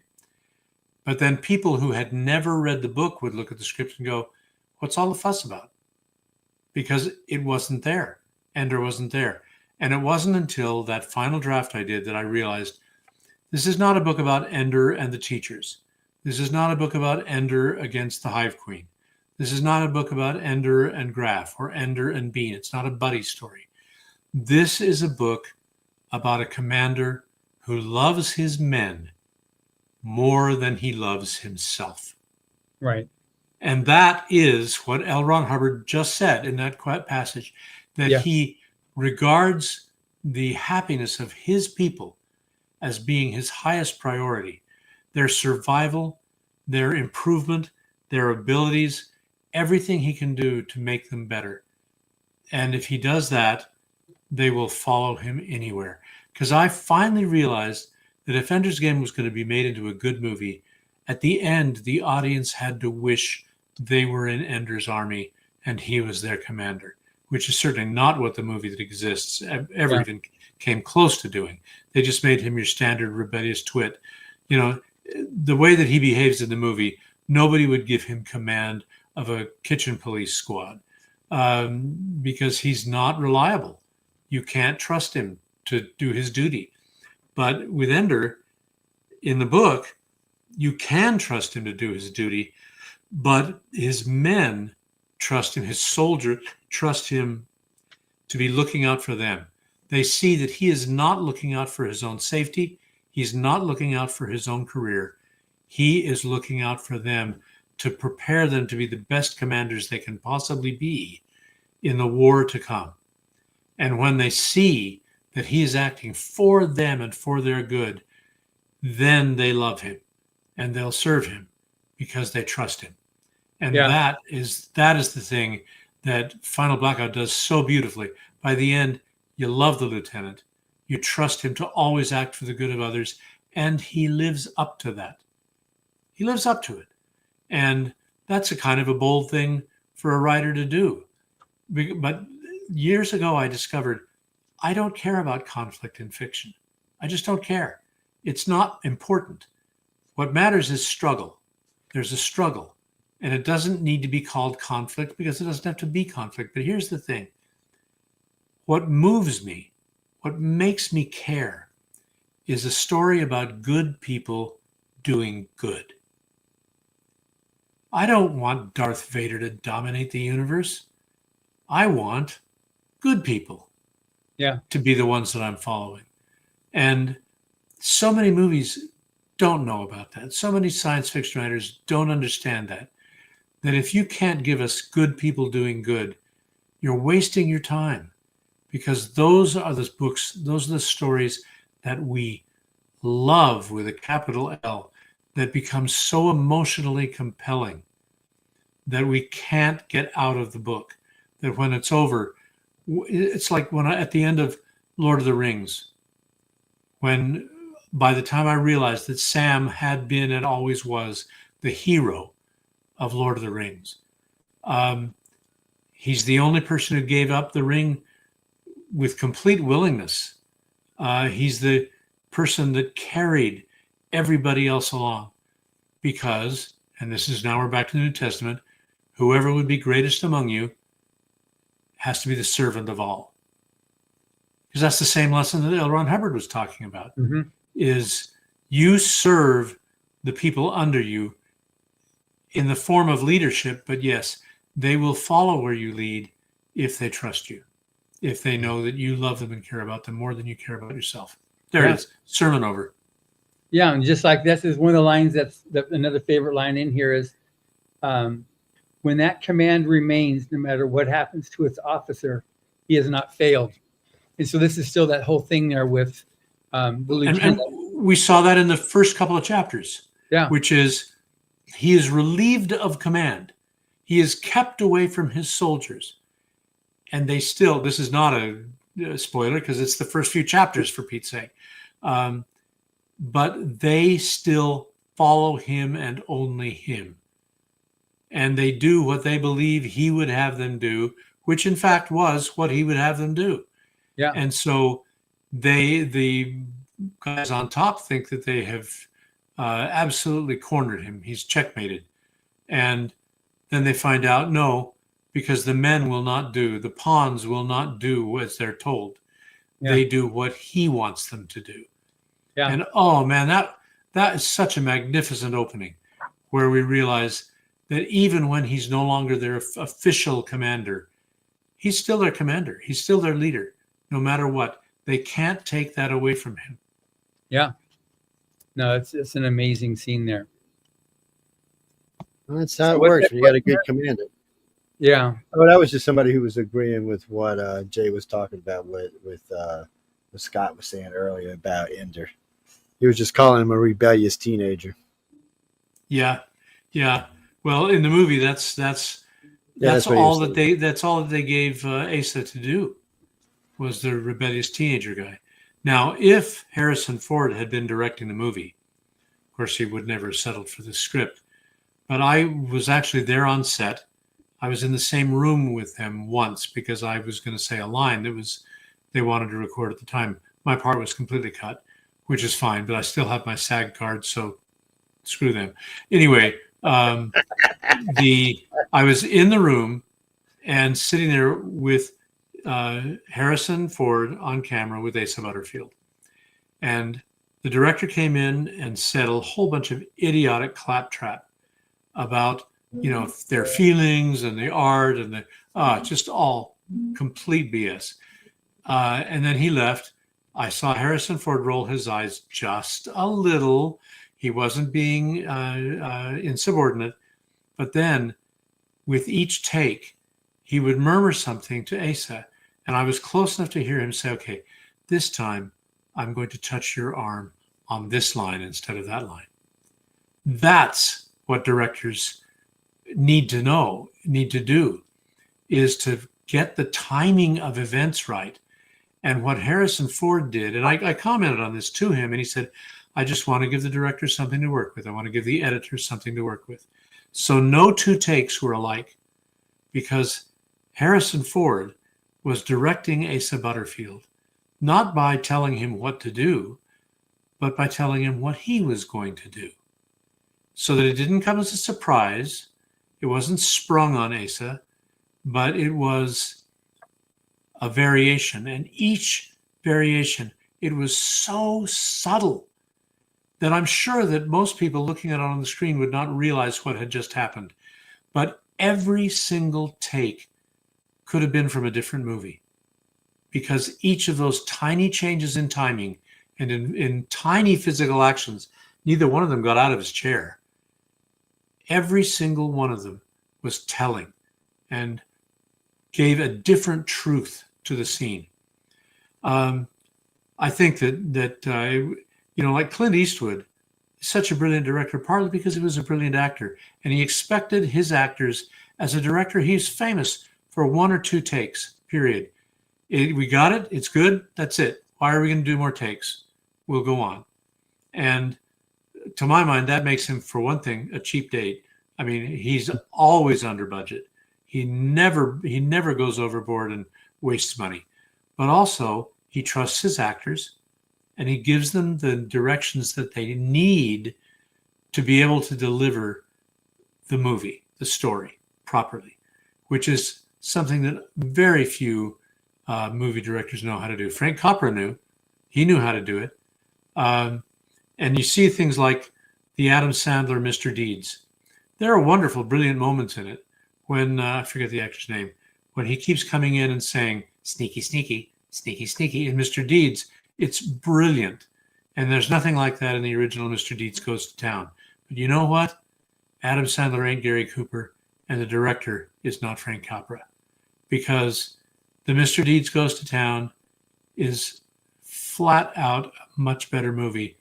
Not because Mr. Deeds was bad. Adam Sandler knows how to make good movies and makes them most of the time. Sometimes he makes silly, stupid movies that offend my sensibility because he took 2 hours out of my life. But that doesn't happen often. He's much more dependable than Woody Allen, for example, in delivering comedy. Well, Woody Allen used to be don't get me wonderful. Started. But then somebody told him he was an artist, and that just wrecked everything. Yes, it did. Same thing that happened to Stephen King. He got tired of being reviewed by the way they review writers that they hate.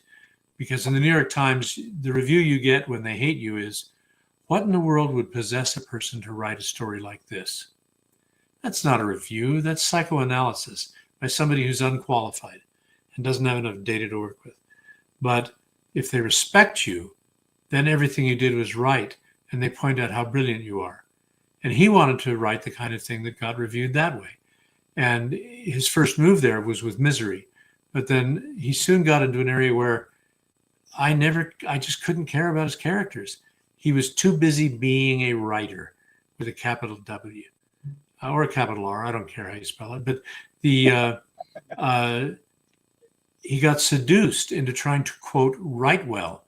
If you're trying to write well, he wanted to create a better press, and it worked. He gets much more respectful reviews now, but he also is nowhere near as good a writer, a storyteller, I should say, as he used to be. He used to tell stories that made it so you could not let go of the book. Now I tell every one of my hosts, everybody I lecture with, I said, once you start believing your own press, you are screwed. You just might as well retire right there and be done with it, because somehow or another it is going to bite you in the ass. Excuse my language. You start caring about different stuff. You start caring about the wrong stuff. Anybody who is writing, thinking about the manner of writing, is dead already. That's dead. That writing is going to be bad, bad, bad. There's not a moment in L. Ron Hubbard's book, Final Blackout, where I'm thinking, oh, he really is proud of how he writes. No, the writer is never the star of that book. The lieutenant is the star of the book. He is the story. Hubbard never thought that he was the story. And what has happened is Stephen King now writes books starring Stephen King. Yeah, he used to write books starring the characters. You know who else started doing that? He's not the greatest writer, but Whitley Strieber started doing that. Well, but he also started telling science fiction stories as if they were true, and I think that was even if he actually believed it, that's not science fiction. For the first movie, I can let him slide. For everything after that, he started writing books about how his son was the second coming, and it just got. But that goes back to believing. Doesn't he know my son is? Oh well. Anyway, all of our sons are like that. That's the problem. Oh, it's I'm when you said Rival the first time, the first movie came to my head was not the one you were talking about. It was the one with when they went to South America. What was his name? Was the star? Oh God, I can't even. He's pretty famous. There was two of them, and one of them had a really famous actor in it. I don't know why I can't think of his name right now, but that was the original Rival I was thinking about. Yeah, they went down to Arecibo, and he met some chick down there with these aliens with their legs that went backwards, and then he went to the big dish array in the United States. Oh, what is his name? Well, I'm now going to have to admit something. I rarely watch science fiction movies because they were always so bad. Well, my money about that. Go in and walk out because they were just embarrassingly bad. But I don't know about. So that was during a time when I wouldn't even have gone to a science fiction movie. I made an exception with Star Wars, and Star Wars, in terms of common sense, is a very, very bad movie, but a wonderful adventure, absolutely wonderful. And Harrison Ford made that movie. He did a simple thing at the beginning when they were first just rehearsing, doing meetings together.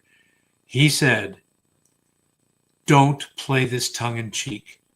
Play it absolutely straight. Play it sincerely. Don't play it like you're slumming." And they all listened to him, and they played it straight, and that's why Star Wars worked.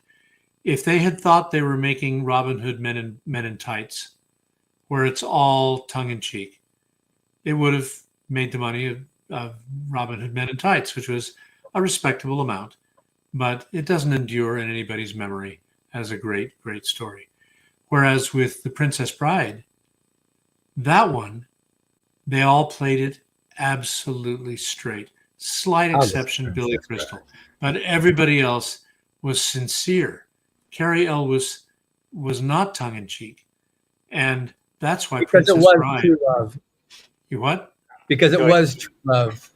Yeah. Yes, Well, it and I have to say, it's because it had one of the great screenwriters of all time, who wrote one of the great novels of all time. When I was teaching, when I was a graduate teacher at Notre Dame University, this was before the movie came out, but I gave my freshman comp and lit students 2 books. The first one was I Am the Cheese by Robert Cormier, a children's book, which made the English majors, there were only 2 of them in the class, livid that I would have them read a children's book instead of an art book. But it's one of the best books ever written. And I could teach literature from that book better than any arty book. And the second book I gave them was The Princess Bride. And they, most of them, when they started reading Robert Cormier's book, they finished it that night. They couldn't go to sleep till they had finished it. With Princess Bride, it was 3 times as long, 4 times as long. And guess what? They still stayed up all night and finished it because they could not stop reading. No one had ever assigned them a book for English class that they couldn't bear to not finish in one go. Now, that tells you something. Mm-hmm. It tells you something about what they're normally required to read, which is pretentious drivel. And it tells you something about the books I gave them, which is great labors of love. It's from writers who loved their readers, not their writing. They were not in love with themselves. They had a gift to give, and they shaped it so that it would be as effective as possible for the readers to reach their hearts. And every now and then you get books like that too. Yeah, well, I mean, that was The Princess Bride, and that was the movie. The movie's not as good as the book, only because it was a lot of fun. It has things that can't be done in a movie. Just can't. Well, no. Yeah. It still was a lot of fun. Oh, the first rival I was talking about was the one with Charlie Sheen is the one I was talking about. Oh. That was the first Arrival. They had Charlie Sheen in it, and then they made. Now I understand why I never saw it. I knew you were just going to say that. I mean, I learned early on, except for in Ferris Bueller's Day Off, where Charlie Sheen has this really almost a cameo of a semi-hoodlum teenager, high school student. He's brilliant in that, absolutely brilliant. But after that, he thought he was funny, and that became a real damper on him in his career. I had to stop watching 2.5 Men when it did what that writer's work always does: one good season, and then it becomes silly sex comedy. Who was Big Bang actor? Theater? Yeah. Who's the actor? What? Oh, I was thinking Starman. Who was the actor? It was one of the brothers. Oh! I take it back. That was a great science fiction movie too. Jeff Bridges. Yes, Yeah. that was for him acting too. It was. I don't know. The I was fact that surprised he by did the not. movie. The only thing the fact that he did not get an Academy Award nomination or the award that year is a travesty. It's because nobody paid serious attention to science fiction. Right. Because that It was a good a movie. brilliant, perfect performance. The best thing he's ever done, but one of the best things any movie actor has ever done. So you're right to remember that. That one was just Starman was so fine. Yes, And of course, Firefly and Serenity.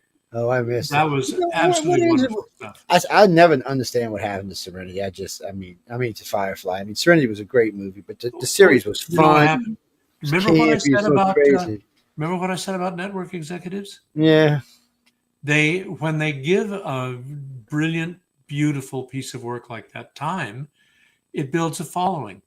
yeah. And would have, too. if somebody had killed Seinfeld when it had ratings like that, we would never remember Seinfeld because it would only have had 10 episodes. Yep. But instead, they let it grow, let it build a following. But with Firefly, they pulled the plug way too soon. Oh yeah, they did, and you can tell by the audience it has today. I mean, it's always on. It's on all the streaming services because it has. It is, and my son gave me the DVDs for Christmas, Yes, and he said, "No, that's the whole series. That's all there is." And I thought, this was before streaming anything. And I thought, Yeah. there are only I can't remember the number, 8, 10 12. episodes? It was either 12 or 14, but it's 12 just or 14. Okay, so not even a full season. It's not And- 14. And I for a year, I didn't even take it out of the plastic because it was science fiction.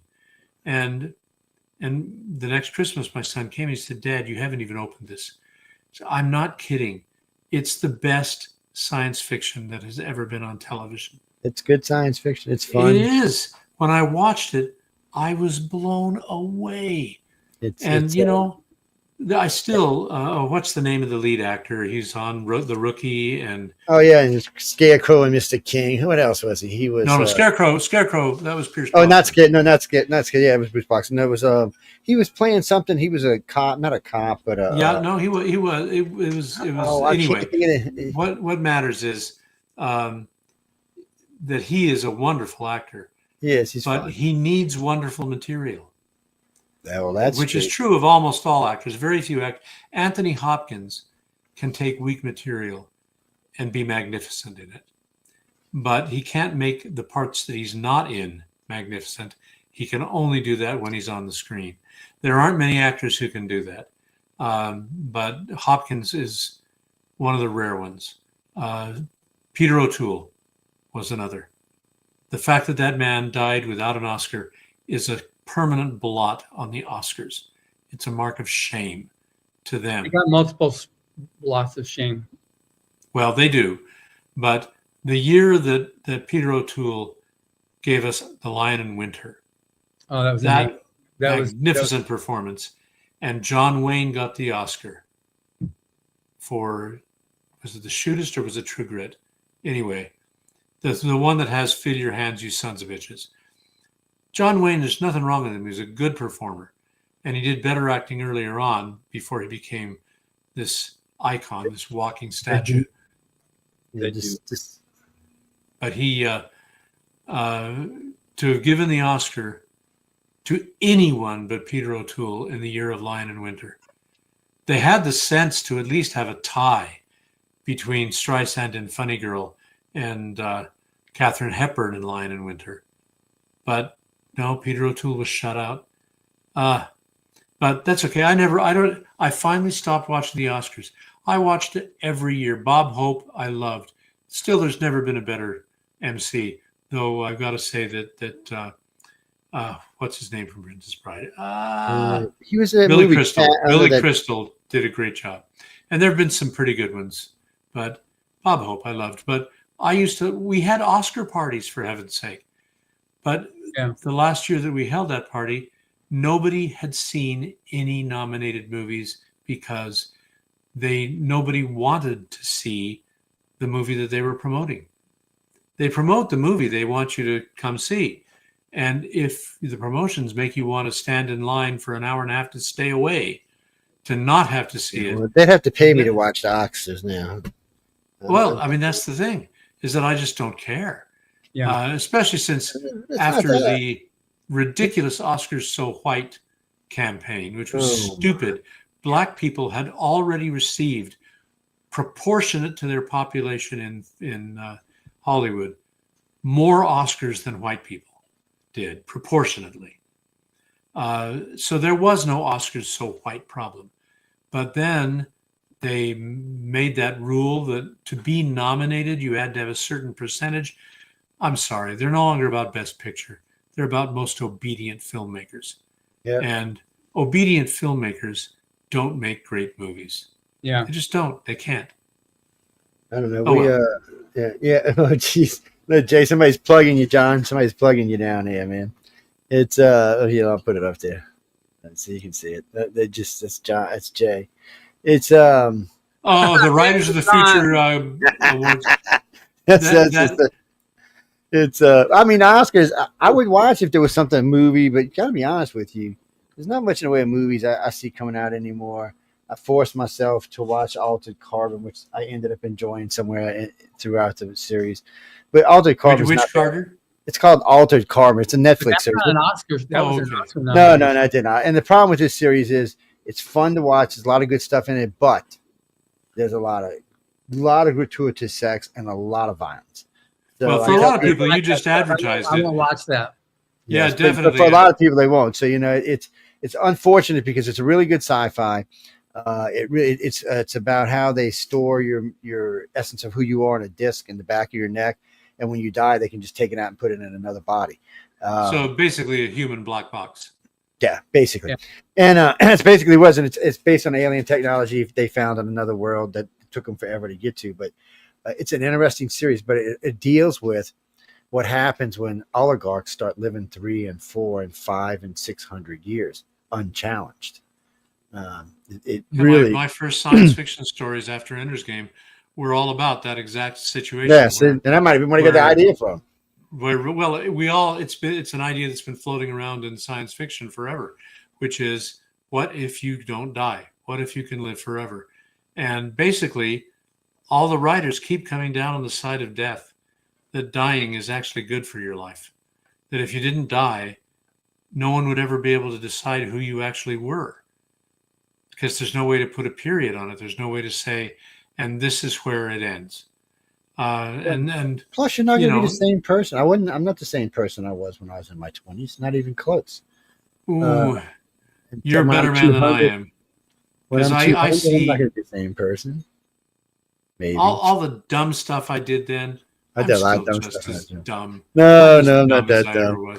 No, I'm not that dumb. I just don't have the physical prowess to carry out my dumb plans the way I did then. But some good things, looking into my past, I knew on our first date that I was going to marry my wife. I knew it. That's good. It was in late October. I bought a diamond for her. I didn't want to buy a ring. That's stupid. She should pick out her own ring. She's the one who's going to have to wear it. But I bought a diamond for her.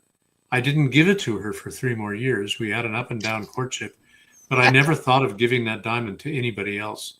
It was hers. I knew. Now that was not stupid. It was the best decision I made in my entire life ever. And I made some good ones, but head and shoulders, that was it. And that's an awesome decision. She's an amazing woman. Well, she really is. But at the age of 22, I had one smart thing in me. Now I remember so many dumb things I've done, but a few smart things. If I had to do it all over again, would I? Yeah, I'd probably do every single thing the same. You can't learn if you don't. You're not the same person if you change it. Well, but in this case, well, it's one of those. I have written books that are better than Ender's Game, in my opinion. Stories that meant more to me, that affected me more emotionally. But the audience loves Ender's Game. I'm not going to argue with them and say, no, you're wrong. This is a better book. I just write the book that I believe in and care about at the time. That's all anybody can do, unless they do the bad thing, which is to write a book to try to impress people. If you're trying to impress people with your writing, you had to do an introduction because it was at the book you were originally trying to sell was an Ender's Game. That's true. So you had to have that to lay the groundwork for. Was it the xenophobia? Which one was it? Well, when the novel, I was going to be Speaker for the Dead. Speak for the Dead. But right. Speaker for the short story of Ender's Game already existed, so that novel was a sequel to the short story. But then I realized nobody's read the short story. Plus, it doesn't end right. I need to set up Ender as a Speaker for the Dead, and so I wrote the novel so that I could write a last chapter called The Speaker for the Dead, and then write the novel afterward. And so my publisher loved the man. I went to the ABA in American Booksellers in Dallas that year, and I said, Tom, I can't write Speaker until I've written a novel version of Ender's Game. And he stuck out his hand and said, same terms as Ender's Game? I shook his hand and said, yes. There it was. Agents still got their 10%, but it was because that was long enough ago that agents got 10%. But it was best move of my life in terms of writing was to do a novel version of Ender's Game.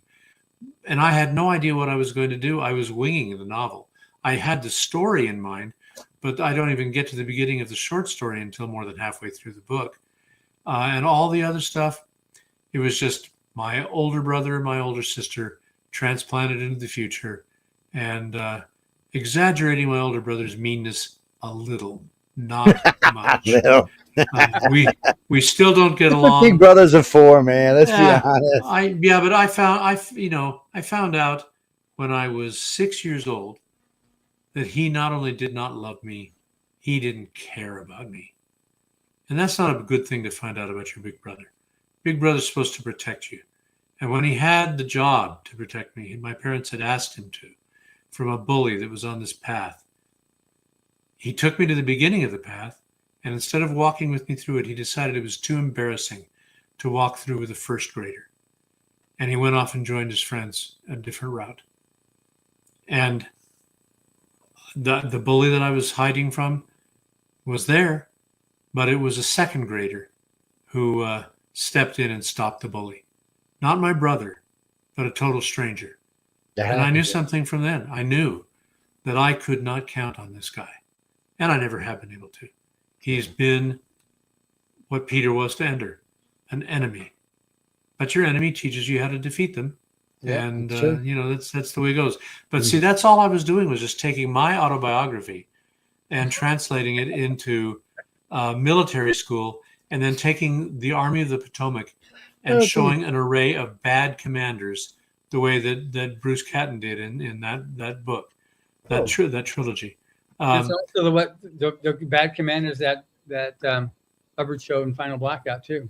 Absolutely. All right, guys, we got to go. I didn't know we was 15 minutes over the hour here. I'm surprised the other show hasn't called me and cussed me. Jay, you're not doing your job down there, man. You letting me run over. If you can't go overtime in a podcast, what's a podcast for? Well, it's not actually a podcast. We're live radio 24/7. Oh, we are? Yeah, we're live. I did not realize that. Yes, okay. But not just on radio. You're on television as well. Well, see, I'm stunned that I've done talk radio, and there were no dead stops. There were no places where you had to cut see for ads. now when you're with me in places and like when I'm in location, I go as long as I want.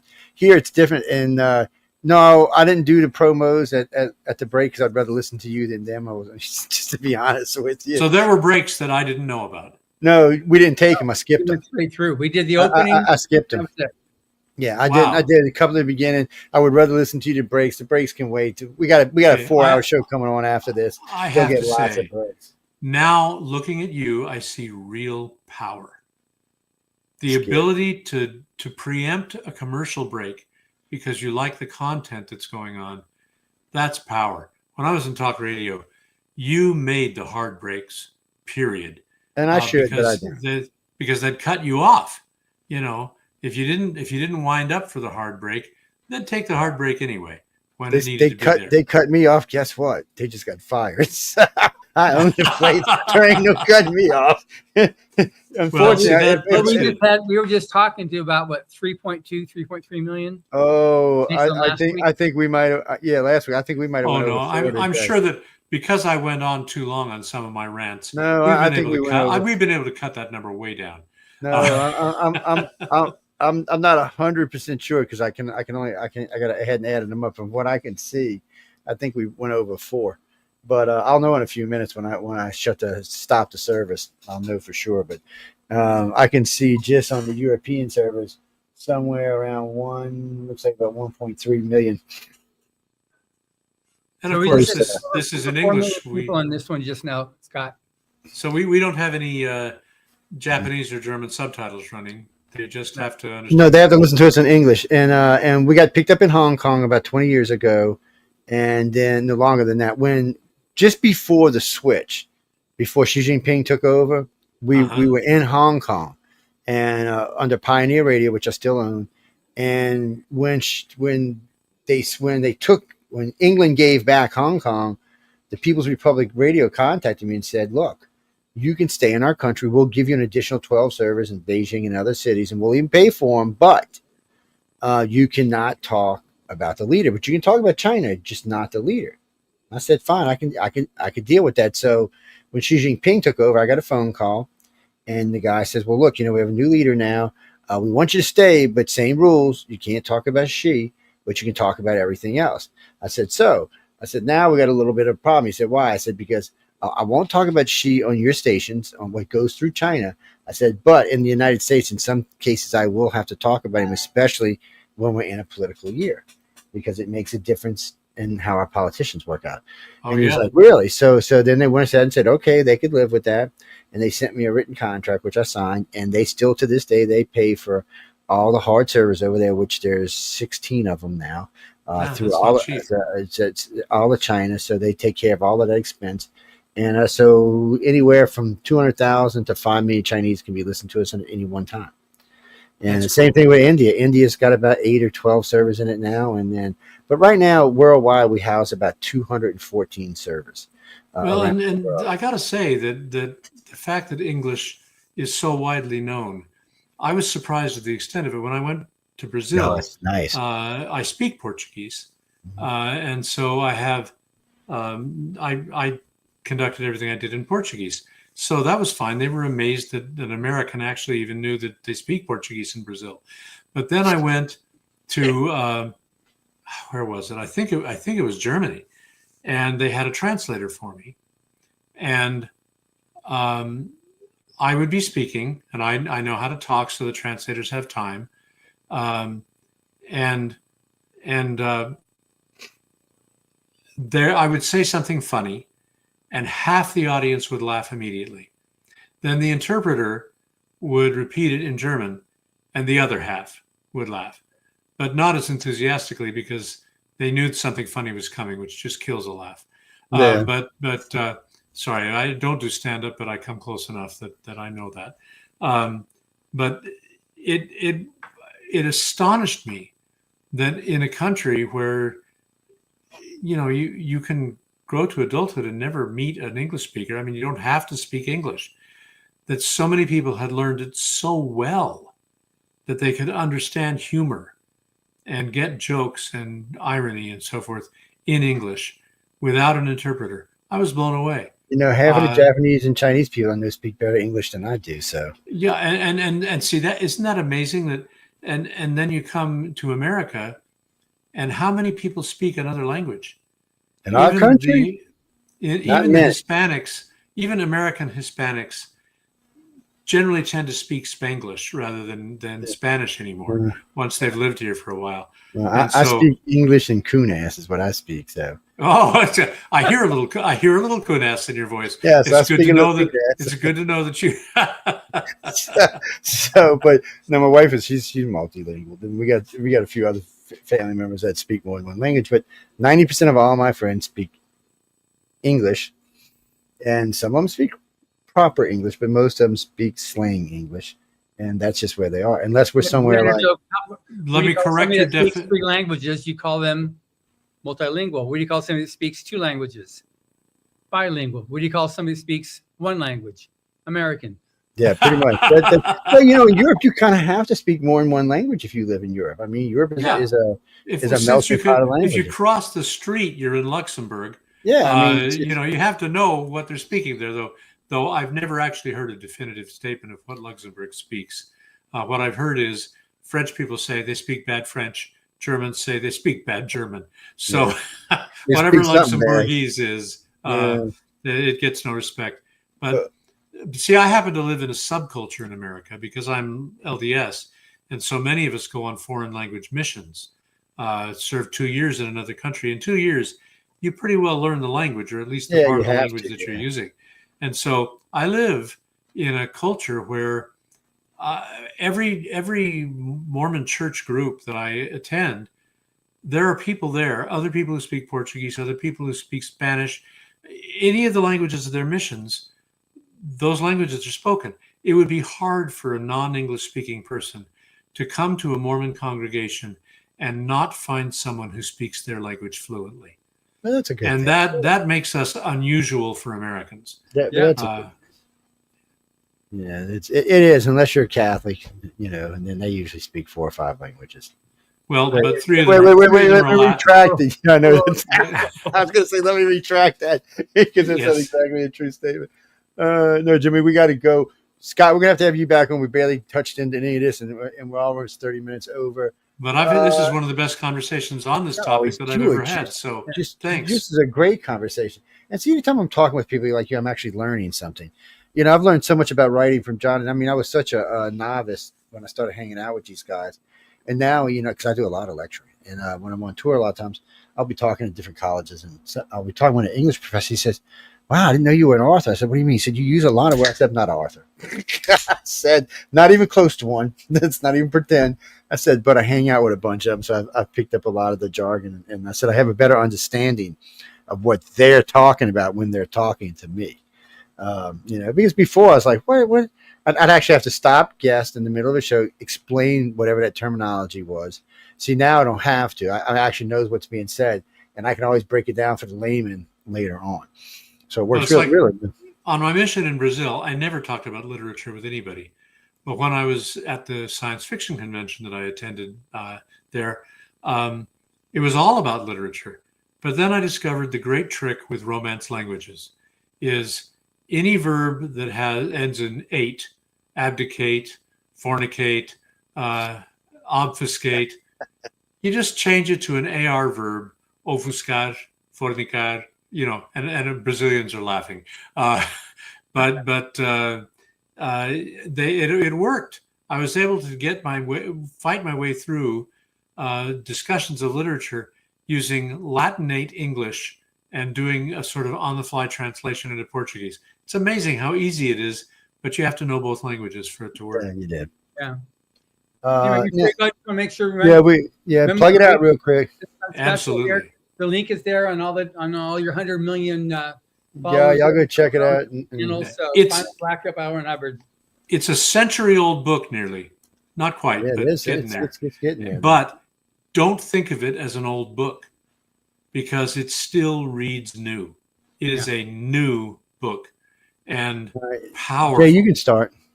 I'm sorry, I was letting them know you can start. But you go ahead, Jay. Start. We're wrapping up here. We're gonna bring Scott back on with us, ladies and gentlemen. Go out, get the book. Actually, go out and buy a bunch of books.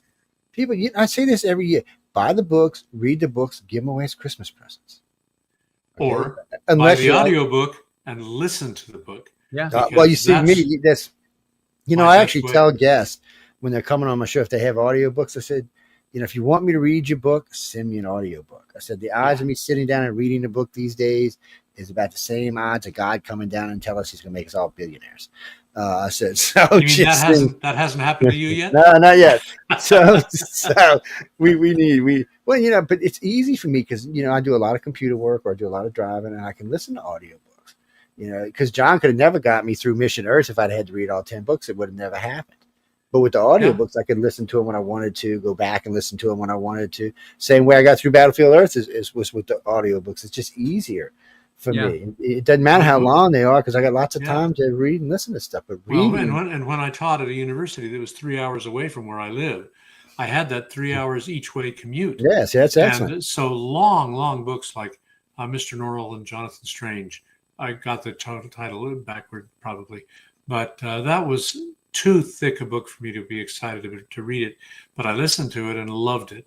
But part of the good thing about audiobooks is you can't skip.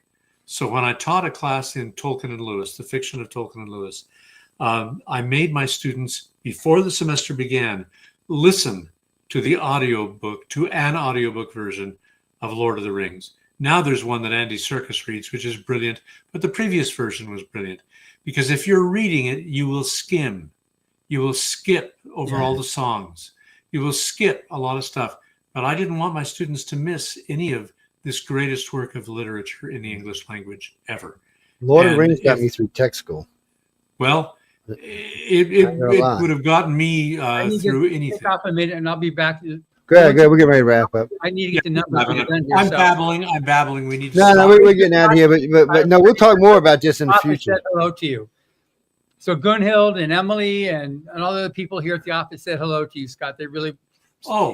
Well, thank them for me because I miss them when I'm not there. They're scary. You got to watch out for them girls. They are scary, man.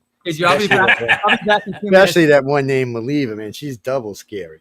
It's But it's scary in the sense, Yeah, it was great. competent scary. Oh yeah, that they're extremely They competent. say they're going to do, You they know, do. And I it tell them gets every year. done. I tell them every year, Scott, when I show up, I said, I'm always so worried one of y'all going to jump out of a closet with a knife and stab me to death. And I'm like, what do you mean? I said, y'all are just so nice. It scares me. I've over the years, over 30 years now, I have found that they mean it. They That's do mean who it. they are. I've been with him for 6 years now, and so far, and you can bet your ass, you can ask John, I was not a nice person when they originally called me. I was really rude to John, really mean to John. I said, I don't have nothing to do with you. I said, I don't believe right. He said, what? I said, you ain't doing no real contest. You're blind judge. I said, you're so full of shit. Nobody blind judges anything. And because I've been asked to come to a lot of these contests over the years, and most of them, when I got there, it turned out to be, well, not so honest. Let's leave it at that. The last one I went to, like casting in community theater. Whoever's putting up the money gets the lead. yeah, and well, you know, the one I went to New York, they were asking all the winners for money and stuff, and I told the guy the second day, I said, you know what, why don't you just go ahead and get my air ticket early? I said, because if I have to stay here another day, you're not going to like the review I write. I said, so if I was you, I would just let me go today and leave it at that, tomorrow and leave it at that. But with John and them, you know, he told me all this stuff, and I'm like, there's no way, it's all bullshit. And this went on for a full year. And because he was trying to get on the network, and I told him, I said, it's not going to happen. And then he finally just calls me up one day. He goes, look, I got a plane ticket for you. Got a hotel room for you. Why don't you just come down and find out for yourself? I said, all right. I said, but the deal is I want access to everyone. No restrictions, no nothing. I want to be able to talk to the winners. I want to be able to talk to the staff, and I want to be able to talk to the judges. And I said, I want them to tell me from their point of view what the hell's going on here. And sure enough, he gave me complete access to everyone. They truly have nothing to hide. They don't. And the best part was when I asked a question, I didn't get I got an answer immediately. I mean, there was no him hawing around, no bullshit. Yes, Joe, this is how they all call me Mr. Joe in the beginning. I said, stop doing that. I'm not that old. Stop calling me Mr. Joe. I said, you don't have to call me Mr. Nut. I was like, but I was, and then once I got there, and the first year I went to hang out with him was their double year COVID. So they had two groups of winners in. So instead of having the usual 24, they had 48. And I don't even know how they did it. And we were at the Roosevelt, but it was a great group of people. I watched them all work, you know.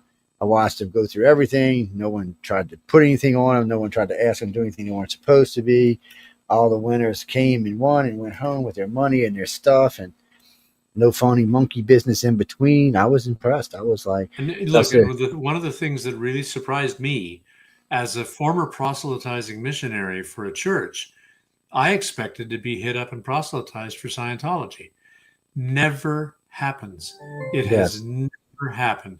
In 30 years of associating with the contest, no one has ever tried to advance Scientology through the contest. Not the one person I've That's met. what L. Ron Hubbard wanted it to do. It advances science fiction, not. And I'm very honest when people ask me about that. I was given a lecture at Tulane University, a political lecture, and at the end, people now know I do some stuff with Rise of the Future. So a lot of the lectures in, people always ask me about it. I'm always like, and I tell them the story and all. And they're like, what's science? I said, no, actually it's not. It has nothing to do with them. I said, Elron it's his money that pays for stuff. I said, that and Galaxy Press pays for everything. I said, they're a fabulous group of people. And I said, they can really change your career. I said, so submit. But anyway, we got to go. Even though we were talking about nice about John, he wasn't here. Shh, don't let him know, man. His head's already as freaking big. we can't make it bigger than what it is. He is a pathologically modest man. Yes, you cannot make his head big. Oh, I can. Trust me. Thank you very much, Scott. And Joe, we'll talk more later. This has been such a pleasure. I had a great time. Ladies and gentlemen, y'all be sure to check up on Orson Scott Card anytime you can. He's out there all the time now. I know he's been out signing and going places and stuff like that. Y'all missed him last year. He was at Dragon Con. So y'all should get out there and talk to the guy, say hi, get your autographs done. People and you people that are naming your kids, I want to meet y'all. Okay, I'm coming to Dragon Con. I want to meet. I gotta say, it's bad enough that some of you name your kid Ender, but that's fine. Just don't ever name your child Orson. I had that name growing up, and you don't. Orson's a cool name. Look who came before you, the guy who scared the whole planet. I mean the whole country. It's a horrible, horrible name for a first grader. I just want you to. Oh, yeah, I could. That's probably damn true. But anyway, guys and girls, we got to get out of here. I want to thank Scott for being here, John, and talk to you soon. And actually, we did break 4, and we'll talk about that in just a second. But ladies, I got to go. I'm already late for other show. I'm supposed to be screaming and acting like a crazy, insane person on another show right now. Yes, they don't get the polite Joe on the chat. Just so y'all know. So no, Jeannie, anybody's invited. Anybody can come chat, guest, host. It doesn't matter. But I just warn people. My language might change a little bit. Anyway, on that note, I want to thank everyone for tuning into the Authors Quill and United Public Radio. Be sure to keep up, and stay in tune with the station. Good night, everybody, and stay tuned for the chat. Matter of fact, I'm pretty sure Laura Lee and Jay are already there. Goodbye, everybody. See you, Scott. Bye-bye. See you. Well, I play audio stream. What are you talking about?